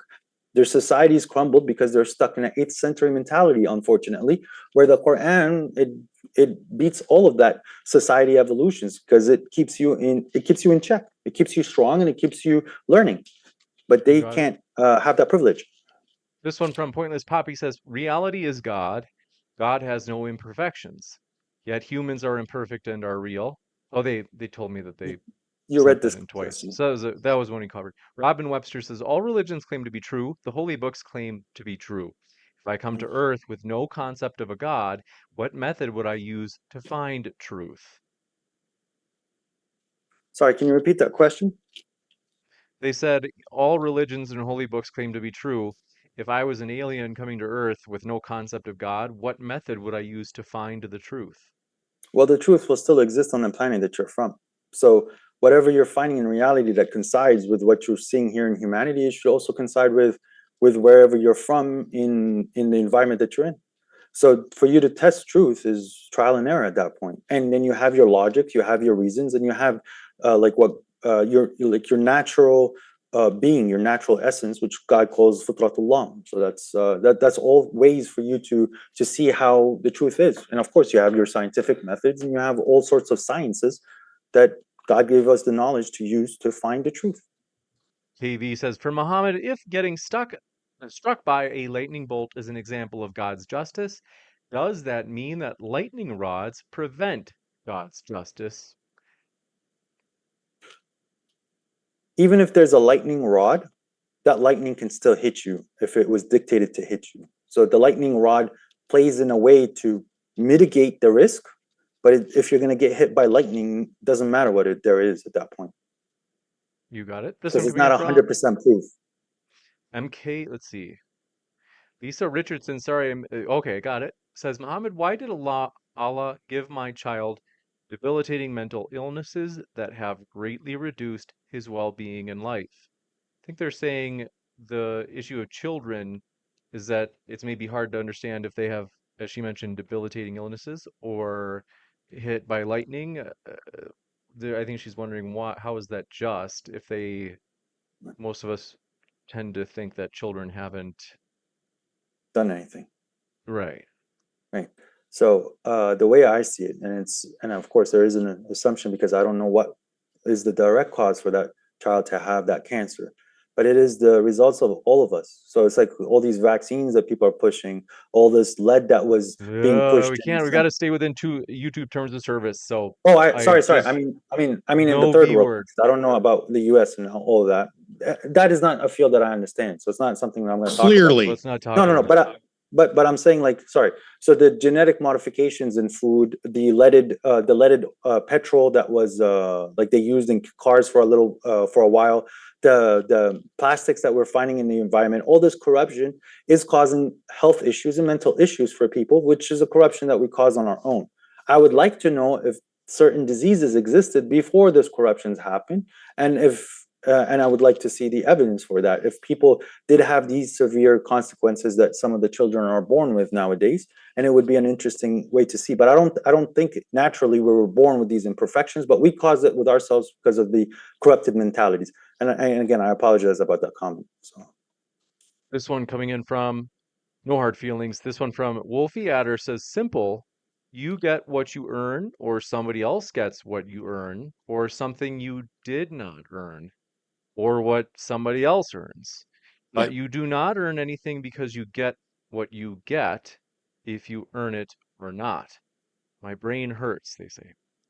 Yeah, this is what happens when you throw out an actual concept of justice where something is deserved, and instead you say, whatever happens, happens. It's predetermined. It's either the result of the decisions you made or the results of the decisions other people made or the results of just whatever decision God made. Congratulations, you've now covered every opportunity and constructed a win-win scenario for your God, except that it's not a true win-win scenario because your God looks like an absolute ass by giving kids diseases. And when somebody writes in to say, why under your model does this happen? You're like, well, I don't know. Maybe it was leaded gas. Maybe it was this. Maybe it was that. Maybe it's, yeah, none of that in any way is a system of justice where anyone is getting what they deserve. It is indistinguishable from a universe that does not care. well, It is indistinguishable from a capricious coin toss. Well, let me explain to you how Islam works. Let me introduce you to Islam. So if I am making this chemical, Should have done that during the debate. Oh, yeah, you can laugh as you want. I did, but now you're gonna understand what I was saying in the debate. If I'm making this material, this is a gasoline that has lead, and I have scientific proof that it's gonna cause mental health issues and health issues for people, right? It is now my responsibility as a human being who's aware that I'm gonna cause this corruption to not go down that path. This is what Islam helps with. This is what Islam teaches, is that justice comes from within. It's when someone else is being unjust, it's because of those people not accepting the roles that God has put on you as a human being. Yeah, if I was doing this leaded petroleum and I see that it's going to cause corruptions, I would stop it right then and there because that's not worth the money. But people were focusing on money, and this is what Islam fixes, that mentality. This is what the whole point of the debate was. Except that people didn't necessarily know what the problem was, and Islam doesn't fix that or anything else. So there is clear evidence that the people who did push the leaded gasoline knew the environmental problems and the health problems that it could have caused. And there isn't evidence, just like with nuclear war. There isn't evidence that the people who initially created and started promoting leaded gasoline knew that it was going to cause mental health issues, because you haven't demonstrated that it does cause mental health issues. You've constructed a fictional scenario in order to dodge the fact that your model is that God gave that kid a disease because that's what God wanted to do. That's not what I said. I said that's your model. It doesn't matter if you say it, because of your words betray it. It's not words betray it. It's just they do twisting the words with things that I didn't say. I'm not twisting the words. You have a model. You have not provided anything that's remotely a just model. No, the only thing that you do is you take everything and call it insertion, and then you make a bunch of insertions. This one from nice try. Lilith. Thanks for your super sticker. Lily here says, "Are the versions you get in heaven male or female?" Okay, let's see. We're looking for serious questions, folks. I'm pretty sure that was not serious. D. Boudreau says Muhammad's philosophy is just blaming the victim. I'd expect nothing less from Islam. Well, not just the victim. He blames other people in addition to the victim. He blames everybody but God. The oppressor. If you're the one who's going to coin a toss to kill an innocent person, yes or no, you're the oppressor. You're the one who's I'm sorry you didn't understand the example. I'm sorry that you didn't understand the example. It was an analogy. It's not that somebody's deciding, yes, we're going to do a coin toss. Your God is the one that you think is ultimately responsible for both the coin toss and the decision to do a coin toss. Now you're making an assumption on me that God has decided. I didn't make an assumption. I'm responding to what you actually said. I never said that. You have your free will. I'm responding to what you actually said. And no, you haven't demonstrated that we have free will. That's just another assertion on your point. There'll be an opportunity to go to the next one. You don't have free will? This Poppy says, how do you know your God is just in taking a life if he has not given us reason, or the reason is beyond comprehension? I think they're saying, like, this seems like it's kind of something we should be agnostic on. Like, they're saying, if you're going to assert that that there's a purpose in this that God has, like, how do you do that? Like, how do you? Well, sometimes the purpose is not always evident to you. So they're asking about what if you didn't know the purpose. At that point, it's not evident to you. So why are you asking me to find something that we can't find, like, clearly and evident? But is there a plan? Of course, there's a plan. How do you know that? How do I know that? Because the world still carries on. So you're asserting then that it's impossible for the word to keep. You're asserting that it's impossible for the world to carry on unless there's a plan, which means that you assume an intentional plan rather than actually demonstrating it. This is what you've done across the board tonight. But it's the same thing that you did. Was you just no, it's not the same thing I did. I haven't done a single fallacy despite your assertion to the contrary. Because you're just always like, what if with edge cases that do not edge cases. No, sir, it wasn't edge cases. You had the opportunity to present a case and you epically failed to present anything like a case. And every question that was asked, you dodged. Do you want to jump to the next one? Yes, you did. This one from D. You're a liar. Says Muhammad's philosophy is just blaming the victim. We got that one. Sorry about that. Yep. I'm a little bit off today. Rodolfo Garcia says true Scotsman fallacy incoming. I'm trying to think of. I don't think that one came up. I'm trying to remember when it might have come up. So no true Scotsman fallacy is usually when someone has a standard for something, and then you could say the opponent meets that standard, and then they say, well, no, that's not really what I meant when I described the standard. Like, you're still not meeting my standard. So it's kind of like moving the goalpost, but I don't remember it. This one from Wolfie Adder says, Matt, let's see, did you win your chess game? Let's see. I won 2 of them and I lost a couple. That's something you and Steven. It reminds me of Steven. This one coming in from Magellan. Says Muhammad's mind has been rotten. Let's see. They're saying, Muhammad, how do you know that the Quran hasn't made your mind rotten rather than made it good? And they say, sorry. Go ahead. That's actually no. Sorry. Can you carry on with the question? I apologize. That's it in a nutshell. Is like I think they're saying like, how do you know it's made you morally better, or actually maybe more rotten on the other side? Well, because aside from debates, because there is a little bit of confrontation, people don't have a problem dealing with me, and people enjoy dealing with me. And usually, when we are having just a pleasant conversation about day to day or like businesses, people like to deal with me because I keep reminding myself constantly of the values that I need to have in life, which I was taught by my Lord. So this is why I do find like my life became a lot more fulfilling when I found just the Quran, just like the Quran itself explained to me a worldview that is very beneficial for me on a subjective take. And if everyone else shared a similar worldview, humanity would be better. That's all. Because Matt, like, let's not discuss God, but is this an incorrect statement? Like, there's many man-made religions, but there's one real religion, which is peace. Me and you should find the ability to find some peace with whatever we're doing and not to impose on each other. Is that a true statement?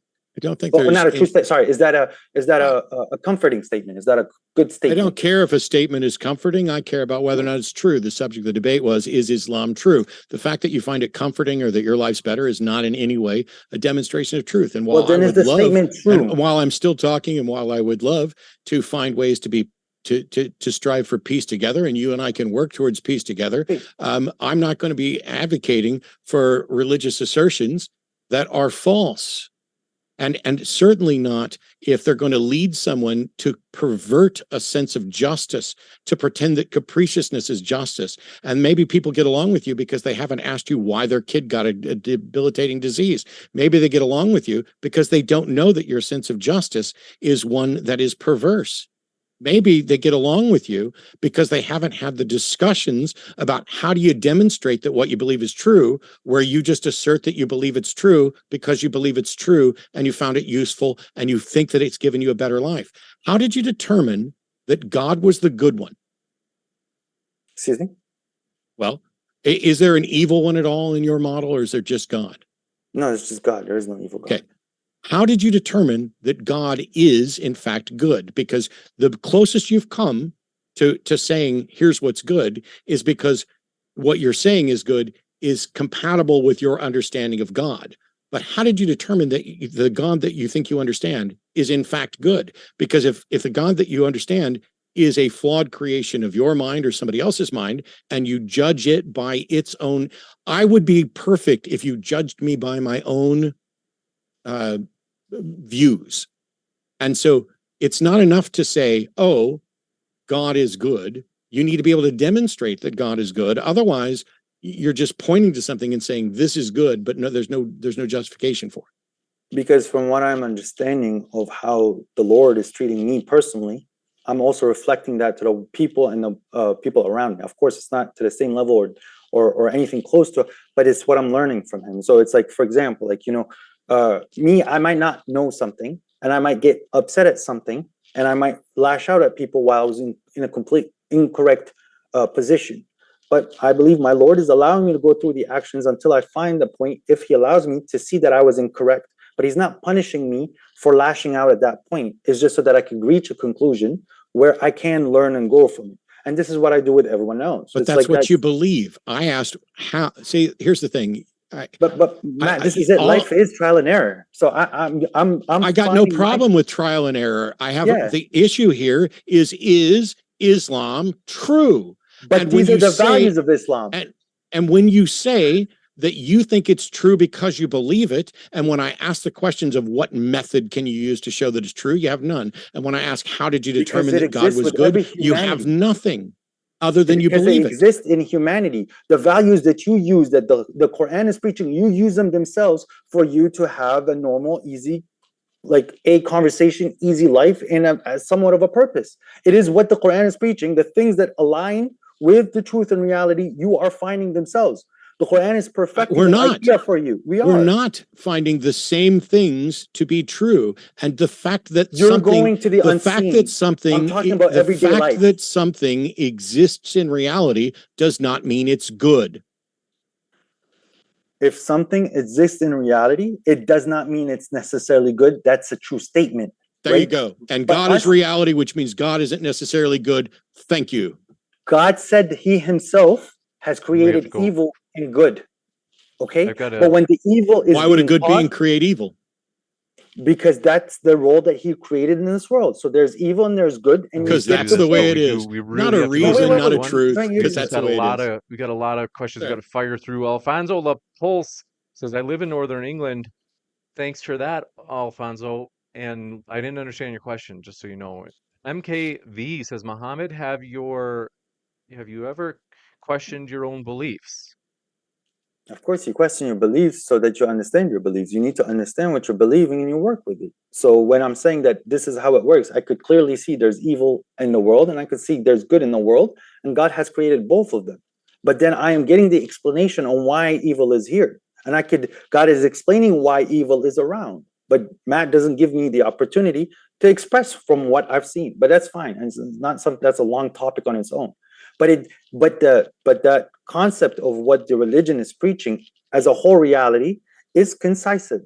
And what I can see in the physical world and in my mentality is something that's extremely beneficial and it's extremely true. And it didn't only work for me, it worked for anybody else that followed this route. And of course, everything has levels. So the more you're like the more committed you are, the better the results are.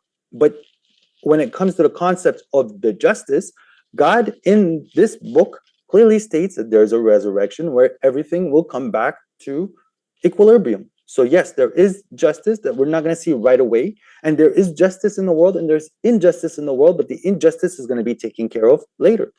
So when it comes to the child, when someone comes to me and asks me, hey, why does my child have cancer? It's because the results of everyone else. But on the day of judgment, which you don't believe in, which I truly believe in, because to you, We it's you think that I'm giving a reason for God, but I must do believe this is going to occur. move God is going to put all those people forward. responsible that caused that child to have cancer for them to stand up for what they did.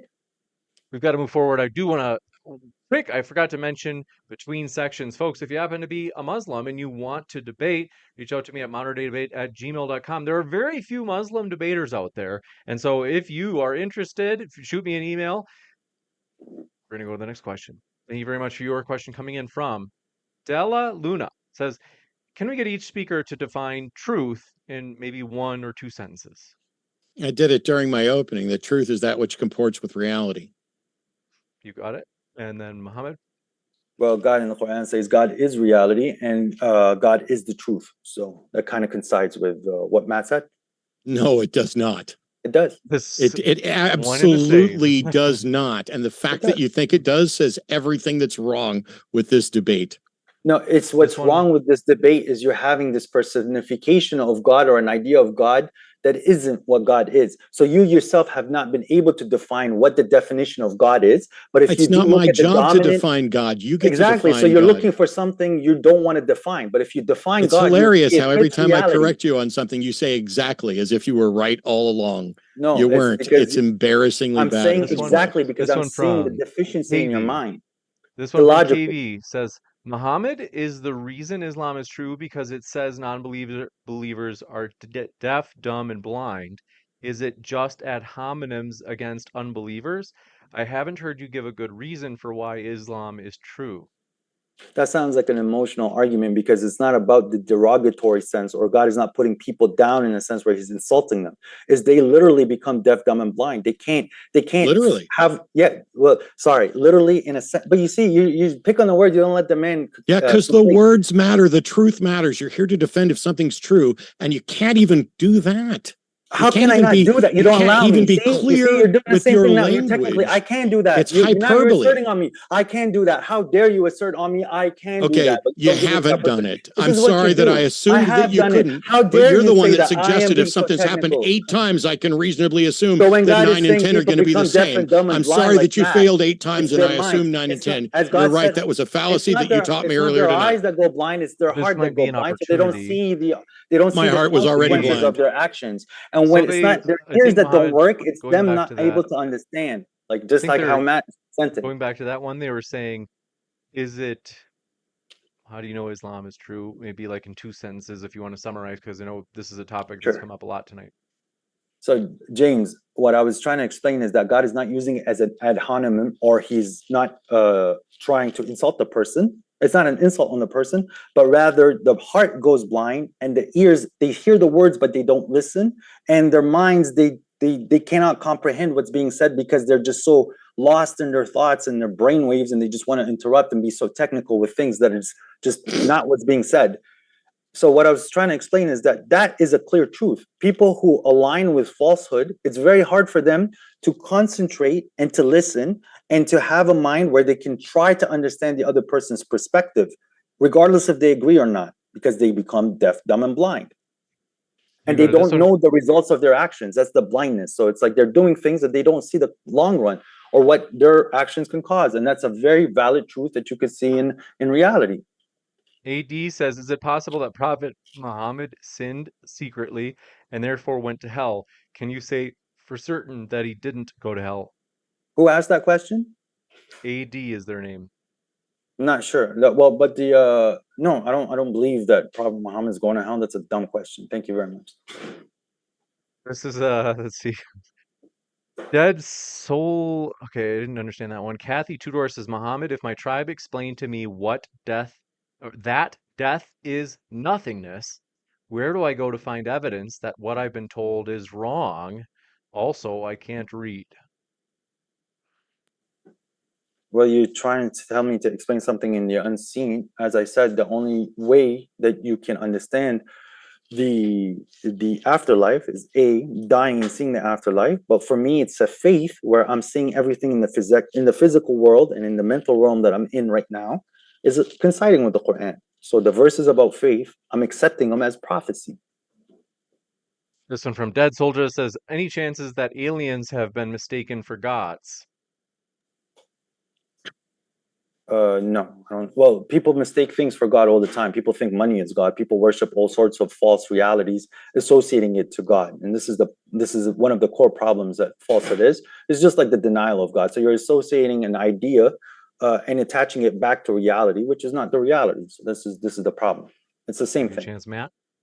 I don't see any reason to think that aliens have actually visited and then been mistaken for gods. But you know, it seems more plausible than Islam being true. This one from Rusty Colon says, Muhammad, why would God leave his instructions up to individual human interpretation as to what it means? Who can claim to have valid interpretation?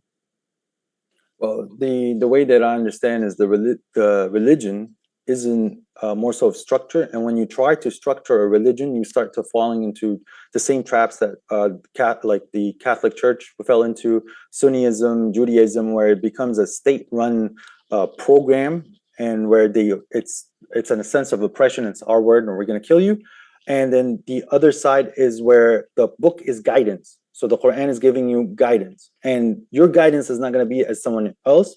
So the verses are interpreted a little differently. But when someone's coming with a crazy interpretation, those are very clear, because then there's other verses in the Quran that breaks that person's interpretation. So that's why there are these differences in understanding of the Quran, and that's why there's these interpretations of the Quran. And the ones that usually dominate is where that people resonate to what's being said. More people are resonating to what's being said. Ryan Neugebauer says, Muhammad, if the majority of Muslims get it wrong on your view, how is the Quran reliable? Well, it was because they weren't using the Quran. They forsaken the Quran to go with what the guy in the mosque said or what their scholars are saying. And a lot of the assertions that they made from the Quran or about the Quran or about the Prophet are not true. And the more you lie, the more you're going to have a difficult life. So I'm not saying what Matt's point of view is like correct or not on what reality is, but Matt makes a huge effort in trying to say like the truth from what he's witnessing, and there's merit to that. But on the other side, where those people are preaching about religion, they're saying a lot of things that they could not support from the text of God. Okay, and it's not about Matt anymore, but they believe that it's from God, and I believe from it's God, but they're not proving their positions from that text. They're proving their positions from other texts, which doesn't coincide with what God dictated in the reality. It's worth noting that the second you mentioned that they're not proving based on the text of God, when you can't demonstrate that there is a text of God, just that you believe it, means that you are beginning with the assumption that this is the text of God, and everything must be proven with respect to that. That is not a sound methodology. That is not an epistemology that is worthy of consideration. And you're basically saying everybody's wrong because they don't begin with your assumption that you have the text of God. It's not an assumption, it's a reality, because the intricity of this world that's in front of me and the detail that this world is in, and how every single input has a lot of outputs and its clarification that's in front of me, is whatever created this reality has created the text that's in front of me, because it has that same detail, it has that same its same signature. So this is the beauty. That's the beauty of the Arabic language that's being used in that book, because it's not something that anyone can produce as a human. Well, you should have proved that, but that's yet another unfounded assertion. So it's not. I thought we weren't going to have anything at all specific about Arabic in that email. Wow, you just keep lying. This one from Low Key says, oh, children born with a disease or have a curse from God. We've already covered that. So Low Key, I just because we've already covered, I don't want to go back into it. Mino Levon says, for Muhammad, God said, therefore it's true. Yes. Yes, so if God says something and I'm sourcing God at that point, and it's clearly from God, at that point it's true. This one from this is the problem with atheists, I think, is just they do not know what the definition of a God is, or what God is. So they like to go with all these things that they saying, oh well, it's incorrect, or it can't happen, or these are assertions, but they themselves are not looking for a deity in a sense, because they cannot define what a deity is. So this is why these questions sound like so stupid to me, because they don't have an idea of what a God is. Yeah, the problem here is not that atheists don't know what a God is. It's that when we ask for evidence of a God, we get nothing. Nothing. The entire purpose of this debate, and we got nothing. And yet you want to pretend that the atheists are just sitting here, well, they don't even know what a God is. Look, I know bunches of definitions for God. I know the gods of classical theism. I know the gods of various versions of Christianity. I know the definitions of gods of a variety of different different versions of Islam. It's not about which definition of God don't I know. It's about which God can you demonstrate? And the answer is zero. Matt, what kind of evidence what's kind of evidence which is sufficient evidence for you to say that God exists? It would depend on the God. It would depend on the God. But as I've answered this question, I'm talking about one God. Wow. Can I finish? Oh, now you know how I felt during the whole debate. Go ahead. No, I don't know how you felt during the whole debate, because I wasn't wrong for the whole debate. As I said many, many times, it would depend on which God we're talking about. You'd have to give the characteristics of the God, and then we could establish what the nature of evidence was. But for most versions of a God, if there is a God, that God knows exactly what would change my mind and is capable of doing what would change my mind, but has failed to do so, which means that God either doesn't exist or does not want me to know that he exists yet. Not my problem.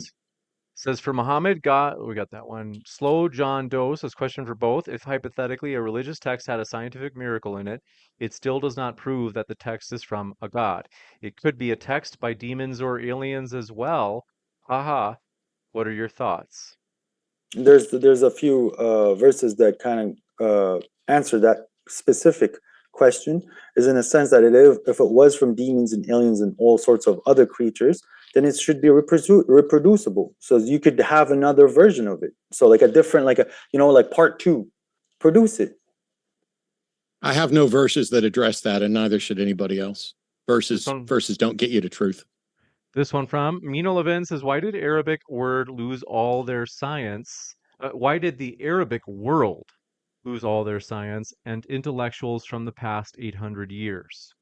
Great question. So when the Quran was first revealed in the first 200 years, there was tolerance for the understanding and the interpretation of what the verse is saying to evolve with the needs of the time, from like the outside enemies, from what's going on inside society. So people were free to think. And then the Abbasid Caliphate came around and they locked the religion, somewhat like how the Catholics locked the religion. And if you step out of bounds, you're either in jail, killed, or dead. Like the dissonance. And then they locked that religion in the 8th century, which removed all aspects of philosophy. You can't put philosophy in a religion. You can't put reason and logic. You can't use that as a way of interpreting. And whatever interpretation they had by the 8th century is what they have at that point, and no one else can reinterpret it. And that's the only thing that you can reference. And time moved on. So like the sciences that they did expand with and they did make the changes, those slowly started to move away because people were no longer able to live the freedom and the freedom that God allowed them to do within the religion, and the religion became a tool. Their like version of a religion became a tool for oppression and to just take money. You got I it. mean, the I've got to leaders of them. warn you folks out there. We have no more time for additional questions, so please don't ask any other questions. We're if you guys are okay with staying a few minutes late, we're Yeah, like I close to said, the Sure, end. sure. Thanks for your patience. And then Samir Farsain says, Matt, do you condemn the labs that made, in case you have prescriptions, that if they have made your prescriptions for, uh, do you condemn them for testing those medicines or whatever on lab rats? And they say no, Islam condemns it. Why is it okay for you to decide what lives in this case? no, I don't condemn them. Um, I when there's a better way, I absolutely advocate for that. But if it comes down to rats dying to save humans, I'm okay with that. I actually raise and keep rats, and not only for pets, but also to feed the snakes that I raise. There are some harsh truths about life. And at the end of the day, if we do some testing that saves human lives, I'm fine with that because I'm unapologetically speciesist in favor of humans because I am one. But This one Matt, from, I hate to sorry, do can this. I Oh, just unless really it, quick? I like I do can give agree you with like your point of view, 5 to and I 10 can't seconds. I emphasize just with the want to point. try to reduce the rebuttals just so we can get through these last ones. But if it's like Sure. super quick, like 5 to 10 seconds, you have a good zinger. No, it's not a zinger. I'm just saying that I share the same view, and the Quran supports that. This one And from and Notion. yet the questioner suggests that Muslims condemn it. So it Uh, must be the other Muslims that already yeah, don't like you. No, the Notion majority of Slave them don't. says the Quran verse about the sky and earth being one is odd for Matt to reject. The entire universe was condensed into a tiny size at the very start of as the Big Bang says. Can you all go more into that? No, but the fact that the Big Bang cosmology, that's the best current explanation for the origins of the universe, has everything as a singularity, doesn't mean that everything was one thing and union. It just means that everything was in one time and place. It doesn't mean that sky and earth were ever the same thing. This one coming in But from Harabins says for Muhammad, according to the Quran, Allah judges as he pleases, guides and misguides as he pleases. Debate changes nothing. It's all based on feeling. what? Okay, so when God is saying that He does what He wills, He already dictated what those ingredients are. So if you like choose a certain path, the output's already dictated, but you're putting those ingredients. So that's what God willed. Like God willed that if you jump from the fourth story and you fall and you die, that's the will of God. But you choosing to go up on the fourth story and jump, that's your own decision. That you're not going to change the will of God at that point. That's what that means. Well, when God created the universe, did he create it knowing everything that would happen? God created it knowing that everything, yes, knowing everything that would happen. Cool. Could he have created a different universe where different things happen? Of course. So God can create, God can manifest every possibility and it's all mapped out in his mind, but he chose to manifest the current situation that we're in right now. Right. And so if God could have created a different universe, but he Right. chose to create this one, then he created the universe where I'm an atheist and you're a Muslim and somebody else jumped off the building, which means there is no free will, there is no choice. God picked the universe that he wanted. That is But an it's, unavoidable consequence of those three things: being creator, knowing the outcome, and choosing the outcome. but at the same time, there is a very easy possible scenario where God can give free will, where the thing No, is there's not. where it decides its input or decides its choice. It can decide its choice, and No, God knowing it's its not. choice, it doesn't mean He dictated it. Well, No, no, no. that's If God picked this universe, then he made the choice for me, and my choice is just an illusion. That is unavoidable from those three things that you agreed to. no. You now you're This one, asserting that God this cannot one, do free I hate to will. do it, but just because No, no, we've no. I'm went so reaching a long. logical conclusion, which you should look into. This one from Jesse Caro says, Matt, will you adopt me? That's nice. I can't XX adopt anybody at this point right now. I apologize. I'd like to. XXWLZXX says, why do Muslims assume that just because something is useful, that it is true? Can't you make the same argument with other religions, namely that they may help you to live a more healthy or happy or moral life? Does it mean that those are true as well, Muhammad? So the concepts that other religions find that make you a better human being are all found in Islam. You got it. XXWLZXX says Quran says that Allah decrees things before they happen. Does that mean he also decrees that people will leave the faith and be tortured forever? So when God said that nothing happens except what God has already written, is what going back to the principle where whatever's around you in the world has already been programmed. So every action you do, the reaction has already been programmed, which is provable and repeatable, which is what we consider as science. So when someone is causing an action or doing something, that's their own choice, and then the action is what God has produced out of their own decision. But God knows the decisions that you could take, but you took those choices on your own. This one coming in from, do appreciate it. Samir Farsain strikes again, says Muhammad, correction, brother. God didn't create evil. Evil is simply the absence of good. If we eat GMO foods and get cancer, it's not God's fault. James, just to push back on أعوذ برب الفلق من شر ما خلق. So I invoke the Lord of Falak, like the stars, the Falak, from the evil that He created. So God has created evil. Is equality between men and women a good thing for the world? Okay, so we're equal as a humanity. Yes, that's a good thing, and yes, a woman has her role, but in certain things, men have their men have their positives and weaknesses, and women have their strengths and weaknesses. But us as humanities, we're completely equal.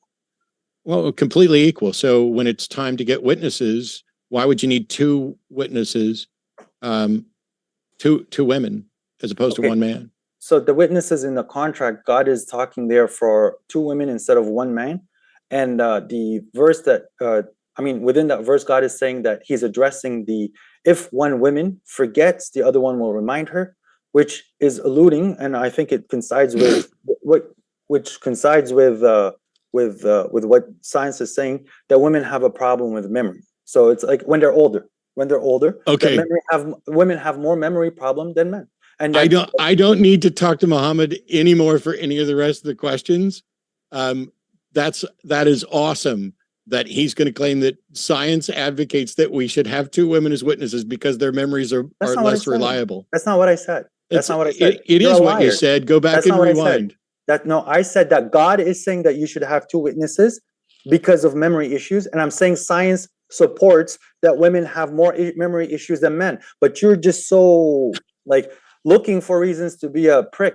In all honesty, you're just not being genuine. I don't need any reasons to be a prick. I'm exceptionally good at being a prick, but you know what I am? I know. You know what I am? You need some. You know what I am? I'm not somebody who's going to lie about the science and not going to fucking pretend that my religion is in favor, is opposed to sexism when it's all about sexism or putting women in bags. Where's women putting women in bags? We must move on. This one from Pointless Poppy says, if I came to know a God exists and killed people with lightning and gave no reason, I would cry out in profound confusion. This one from, I'll give you a chance to respond, Muhammad. I don't want to. I think that was a statement more than a question. But yeah, there is a reason why that person got hit with the lightning rod, and God hits with it whom He pleases. That's the absolute power of God. Alpha El Pasha Sadri says about the blind deaf point.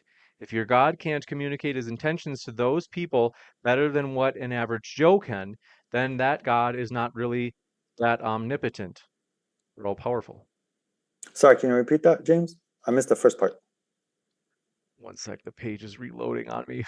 In the meantime, I do want to say, folks, we have just a few more questions we're going to get through. Just a reminder, we can't take any more new questions though, so do us a favor, try to get it in next time. This one was from Ali Pasha Sadri says, if your God can't communicate His intentions to those people better than what an average Joe can, I think they mean through the Quran, they say, then that God is not really much of a God. The intention is very clear in the Quran of what you need to do, and His intention as well. God created this world in truth. It has a purpose. You're a cog in this wheel, and you need to do your job. Your job is to work to make this world a better place. He put the responsibility on mankind to make this world a better place. That's your responsibility. That's the intention for you to be a human being.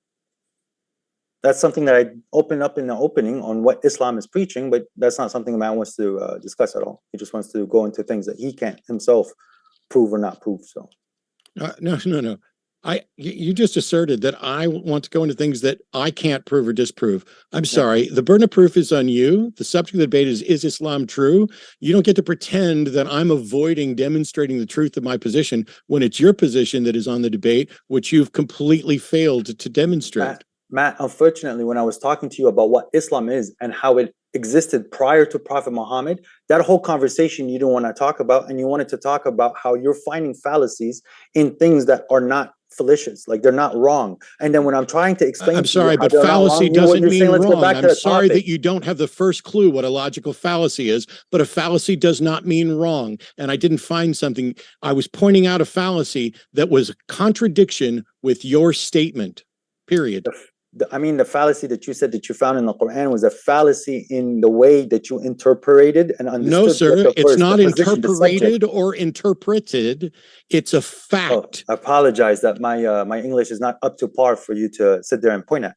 If it's not just about. I mean, my pronunciations. Oh, I'm sorry.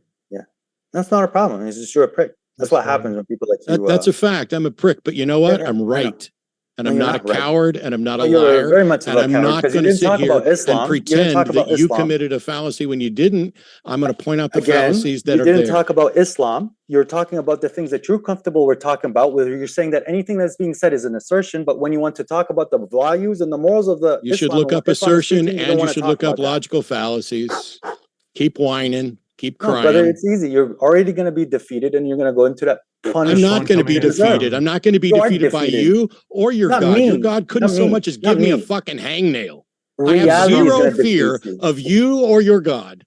It's not about fear of God. It's when you're going to be on your deathbed, you're going to see the summation of your anger and your hate come back. There you go. You're going to be happy. There you go. Right? God's going to get even with me on my deathbed. No, there's no justice in the world. It's going to happen afterwards or on the deathbed. I don't think you understand. You're an embarrassment, sir. God is free of you. Dingley Bumbus says for both speakers, thanks for coming on. This lightens the mood. They say, we appreciate you both coming on. Any beard or hair care tips?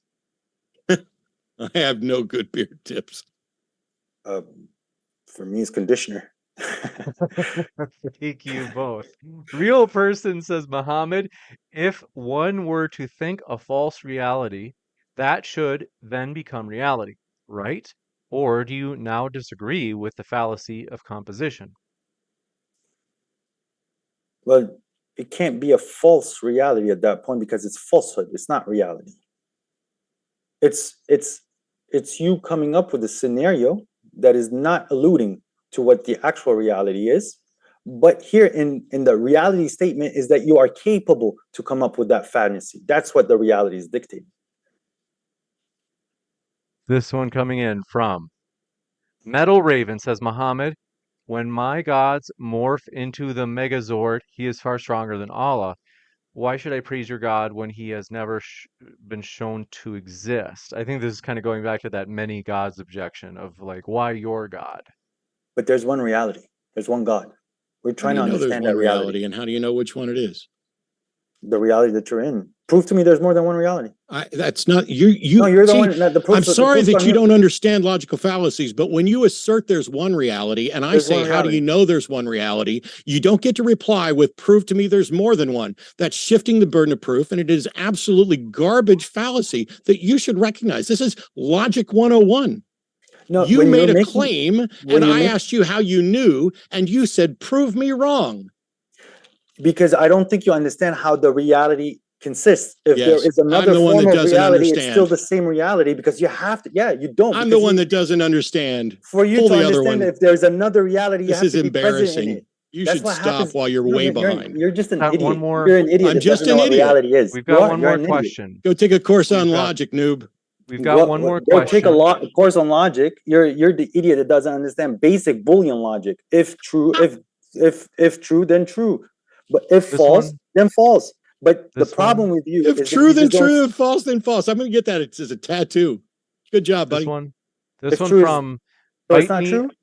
This one from Bite Me XD. So you know it's going to be good from that name. They say, and I was actually, folks, I've been like kind of skipping questions if they weren't related to the topic per se. So like ideally in this ballpark, because there are some that are kind of like, it's kind of like Bite Me XD, this one I'm like, okay, sure. If you, given that it's in, you could say, counter alignment to your position, Muhammad, that Islam brings the most fulfillment and health and happiness and maybe moral life, those things, they say, Muhammad, you're missing out on so much fun and freedom in life, buying into that religious indoctrination. And they say, this is a fairy tale and you got to let it go. So they're saying that you'd actually be happier and freer, maybe more healthy, whatever it might be. The things that you mentioned, they're saying, no, like you'd be happier without it. Like what? You want me to just sit there, get drunk, and have sex with countless women, and just do what's there more to life than you fulfilling, making other people's lives better? This is what the Quran's teaching me: make other people's lives better, take care of the world. You're saying there's a better lifestyle in that? What? The freedom is for me to find the deficiency, the things in life that make you deficient, that which you're saying that you enjoy, but in reality, after a long time, it just depresses you, and you get not much out of it except the moment that you're living in, compared to someone that's going to outlive the time by what they've accomplished in the world.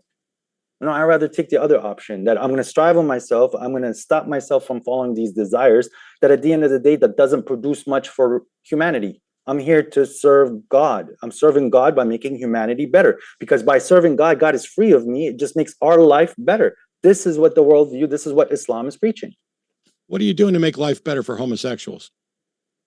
Well, for me, for homosexuals, it's not something that I could make them lives better or not. I'm not telling them, well, they shouldn't be homosexual, because it would improve their lives. But if they're in trouble, if I find a homosexual in the street and his car is not working and I have the tools to fix it, I will fix it. If he has a problem with his tire, I will fix it. And then he could see my moral character and he will see how I'm handling myself. And if he asks me, why are you helping me? I'll say, because God told me to help. So I'm helping. That's all he needs to do. That's all I need to do. So there's people that smoke cigarettes, which is a sin, but does that mean make him a bad person? No. Are there homosexuals in the world? Yes. Is that the best route for humanity? Definitely not. But How do you know? How do you know it's not the best route? Because if homosexuality becomes rampant in a society, you're going to have a problem with birth rates. So it's not good for civilization. That's what I understand. You don't think homosexuals can reproduce? Two men can reproduce? No, I said, do you not think homosexuals can reproduce? Because I know lots of homosexuals who have children.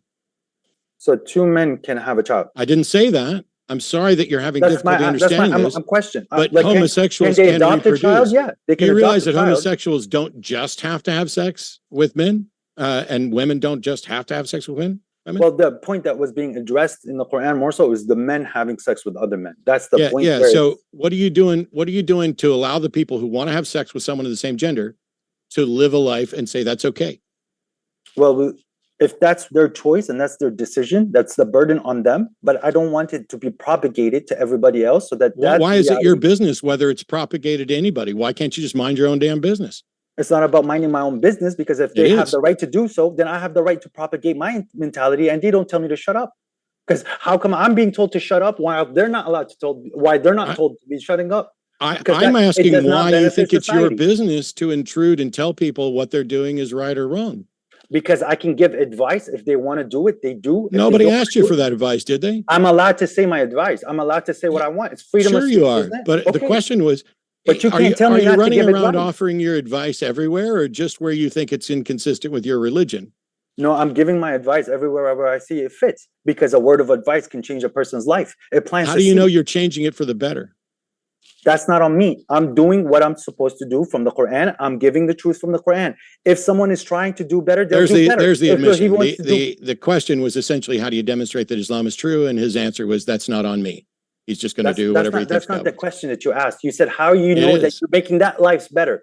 If the person does not submit to the values of Islam and he goes in a different route and takes my advice in a negative way, it doesn't do it better. But if he adheres to all the other values that the Quran is preaching, that Islam is preaching, then his life does get better.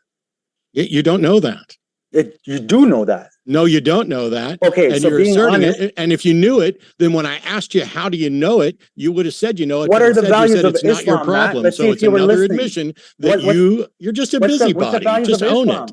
I may be Tell a me prick, what's the but you're a values of Islam that busybody. I've been telling you about in this debate, but you haven't listened. What are the values? I have listened. I'm the only one that have. You started off by talking about things in my opening that weren't even in my opening. You're the one that doesn't understand logical fallacies and thinks you do. You're the one that asserts that you know what's better for the world and better for everybody else, but you can't demonstrate No, it. no, no. I'm You're a not putting assertion on busybody. me. I'm telling you what God said is better for the You world, which know, is you're telling me clearly, what you think which God is said. As soon as you can show me that God actually said it, I'll care just a little bit more, but no, not you enough to wouldn't. do You're a anything about liar. it. You wouldn't care a little bit more. No, I would care. If there No, you was a wouldn't. God, I would care more You than what wouldn't. you said. You know, you can call me a liar, You but are a you're liar. embarrassingly wrong. You are a liar because you're saying things that I guarantee you right now, if the moon outside split in front of you and somebody the next day gives you a scientific explanation on why that moon split, you're going to say that God had nothing to do with this. No, That's sir, what I'm I'm saying. not. You see, you If demonstrate that you don't know me from anybody. Not only would I not assert that God didn't have anything to do with it, I've repeatedly rejected that assertion. If you understood me or skepticism or the burden of proof or epistemology or anything like that, you would not be sitting here saying that I'm lying about things and then saying what I would do when I've repeatedly pointed out that I would not. You, sir, are an embarrassment. Matt, very easy question. If the moon split outside today, would you correlate that and connect that back to God? Yes or no? I do not know what explanation there is, but I would not deny that it was God unless I had good reason to do so. You're confusing. Would you agree that it was God and would you deny that it was God? Because you don't understand the difference between a positive and a negative. No, I am making the assertion that you would go with the negative. Now I'm asking you point Yes, blank. you've You made said, an oh, assertion. Now prove it. You've wait. made an assertion. Now prove it. When I asked you a simple question, you Made an said that you assertion. wouldn't Now take a prove side. it. You Prove wouldn't it. take a side. I'm telling you, you wouldn't take a Prove side. it. You wouldn't say that it's God, and you wouldn't say Prove it's not it, you God little unless if it's confused evidence. person. Prove it, prove Because you it, prove it. yourself It's just would another not assertion. You correlate failed to it back prove to God. anything. So it's not a positive either. There's Just a failed in difference easy between logic, man. would you If say it X was is God true, and if would you Y deny it is was false, God? I'm asking you, Prove if the it, moon prove splits it. false, You can't because, oh, prove well, it's shit. not true or You false can't because prove I have no nothing. explanation. But if an You can't explanation prove comes out, anything. any little You're just fine going of to keep fragments of making explanation that comes out, he's assertions. going to say it's This not one from might God. be a great That's what God said opportunity. people So about you. Give You're us a just good liars. opportunity, James. a good opportunity to wrap up. But I want to say, folks, we do appreciate you being here. I know that it is sometimes it's passionate, but we're not shooting each other. We're not fighting each other. It's a debate. It's as a fiery as it may seem. At the end of the day, it's like, hey, take it easy. So, want to say whether you be atheist, Muslim, Christian, you name it, we are glad that you were here. We appreciate our guests, and so they are linked in the description. That includes at the podcast. If you haven't heard, as I mentioned, Modern Day Debate as a podcast available on fine podcast apps everywhere. Check it out right now if you haven't already. But one last thank you, Matt and Mohammed. It's been a fiery but enjoyable one. Thank you, guys. I'm glad you enjoyed it. Thank you. We will Yeah, actually, I'll say, it was a fun debate, to be honest. But yeah, I wouldn't go that far, it was a but fun debate. there were Yeah, elements that were fun. no. Just seeing how you handle yourself. It was very fun, and then the way you handle the conversation and you not listening. That was entertainment for me. Oh, now you're going to say I wasn't listening. Well, Yeah, there's a 100%. recording that everybody can go back and watch and find out And which one I'll of us give you a actually compilation listened how and I'm which one saying of us something was and you're saying something embarrassing else. and confusing Yeah. and No. pretended to know what the other person said and couldn't demonstrate a single thing. No, I'm not afraid of you or your God or anything else. Am I threatening you? Like nobody said back. something You about threatened fear. me. You threatened me with what God was going to do on my deathbed. No, I said what you're gonna do to yourself in your You mind on your threatened me deathbed. with what God was going to do on my deathbed. I threatened you by what Yes, you're sir. gonna do on your deathbed. Are you gonna be happy that you're gonna die? I'm that is not what Question. that is not remotely what you said. And now you're just a liar. I'm not a This is a liar. great You're the You are one a opportunity who is liar. a liar. You to don't wrap listen. up. I do want to say, folks, I'll be back in I about do listen. This was 27 I took entertaining. fucking seconds. great notes. I know. Go I ahead, know. I'll be James. I'm back in sorry. 27 seconds. So I do want to say, So you're folks, all stick circle around. jerking later on with your And audience there. as I mentioned, if you happen Cry to be a some more. Muslim debater, I'm at moderndaydebate@gmail.com. That email address is also in the description box. And I want to say thanks so much for being with us. Keep sifting out the reasonable from the unreasonable. And like I said, I'll be back in about 20 seconds. So stick around.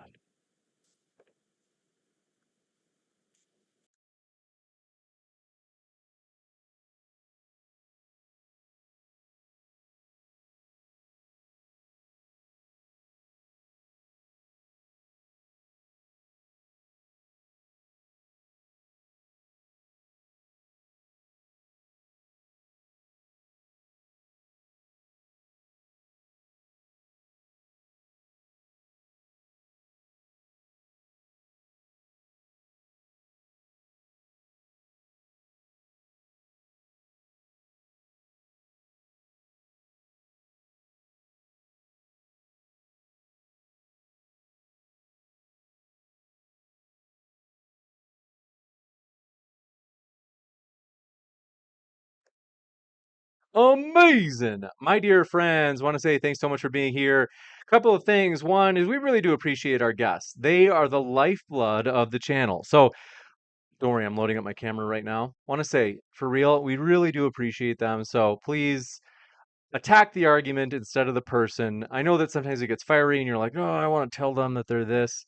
And it's like, well, it's a great opportunity to instead, like I said, just attack the argument. So want to say thank you guys for being with us. Say hello in the old live chat. I would love to hear from you. Let me know how your life is going in the old live chat. And my dear friends, a couple of things. One, if you haven't yet, hit that like button. We appreciate that support. It really does mean more than you know. In addition, we have launched our YouTube Shorts campaign and want to let you know in some cases it'll be the atheist that has the last word. Sometimes it'll be the Muslim that has the last word. Sometimes it'll be the Christian. And our goal is not to make a statement. I mean, really, it's tough to make a statement in 60 seconds, and certainly isn't our goal either.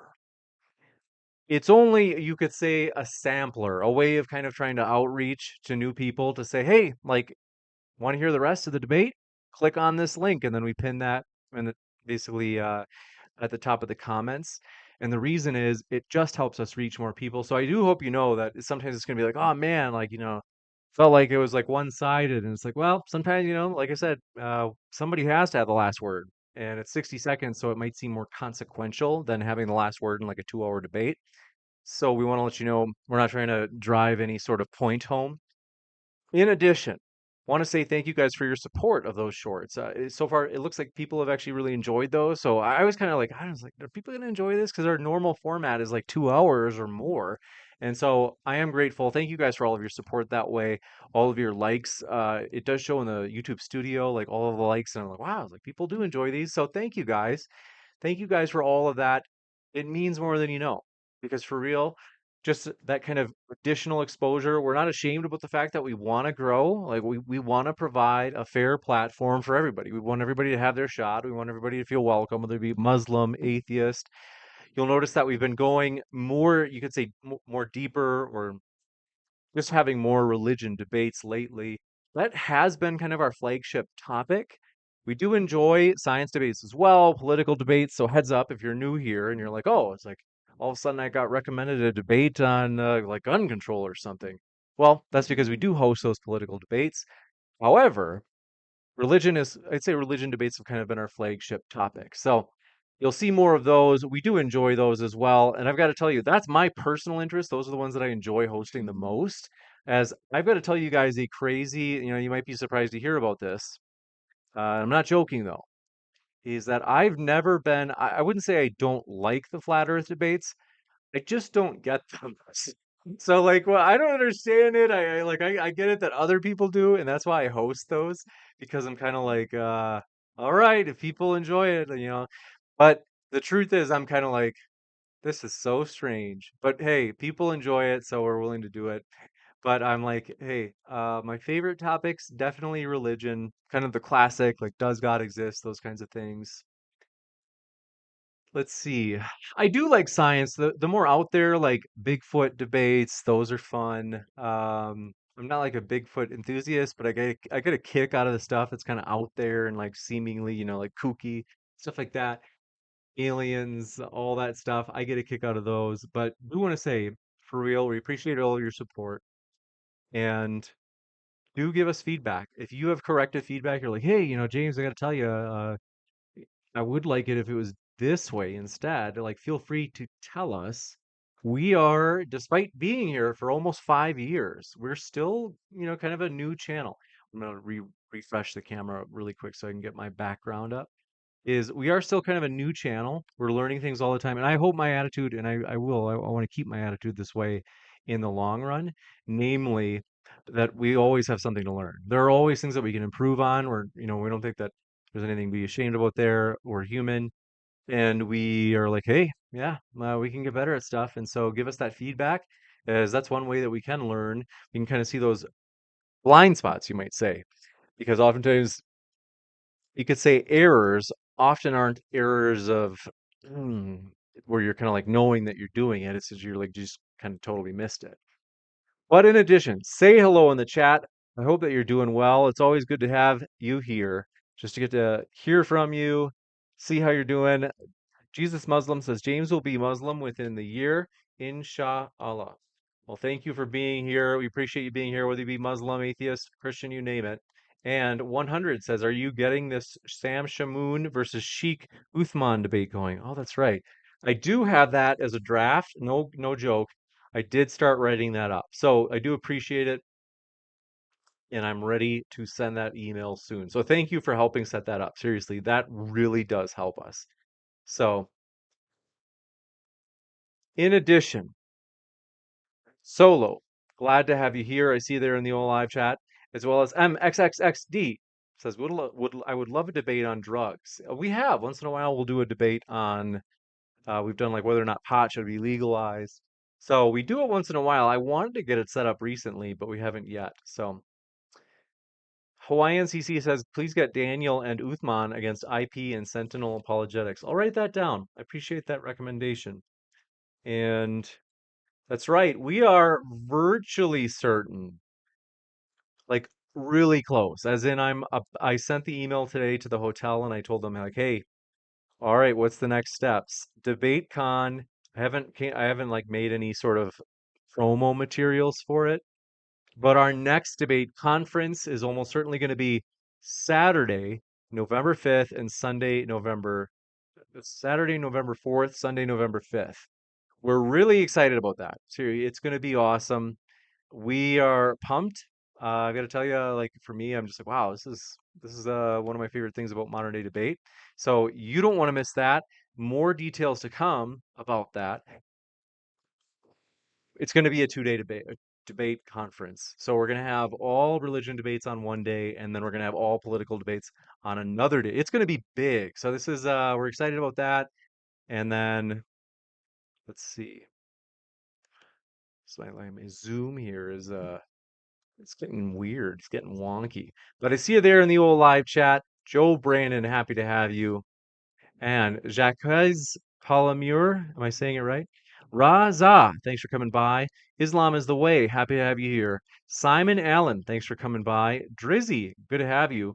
JLM and Skidum, thanks for dropping by. Kent Speak, happy to have you here. I see you there in the old live chat. Thanks for subscribing. I know that if you're in the old live chat, that we've got subscribers only chat mode right now. So I know that means that if you're seen in chat, we appreciate that support. Seriously, it really does mean a lot. And we are excited about the future. We are always, like I said, working on improving ourselves.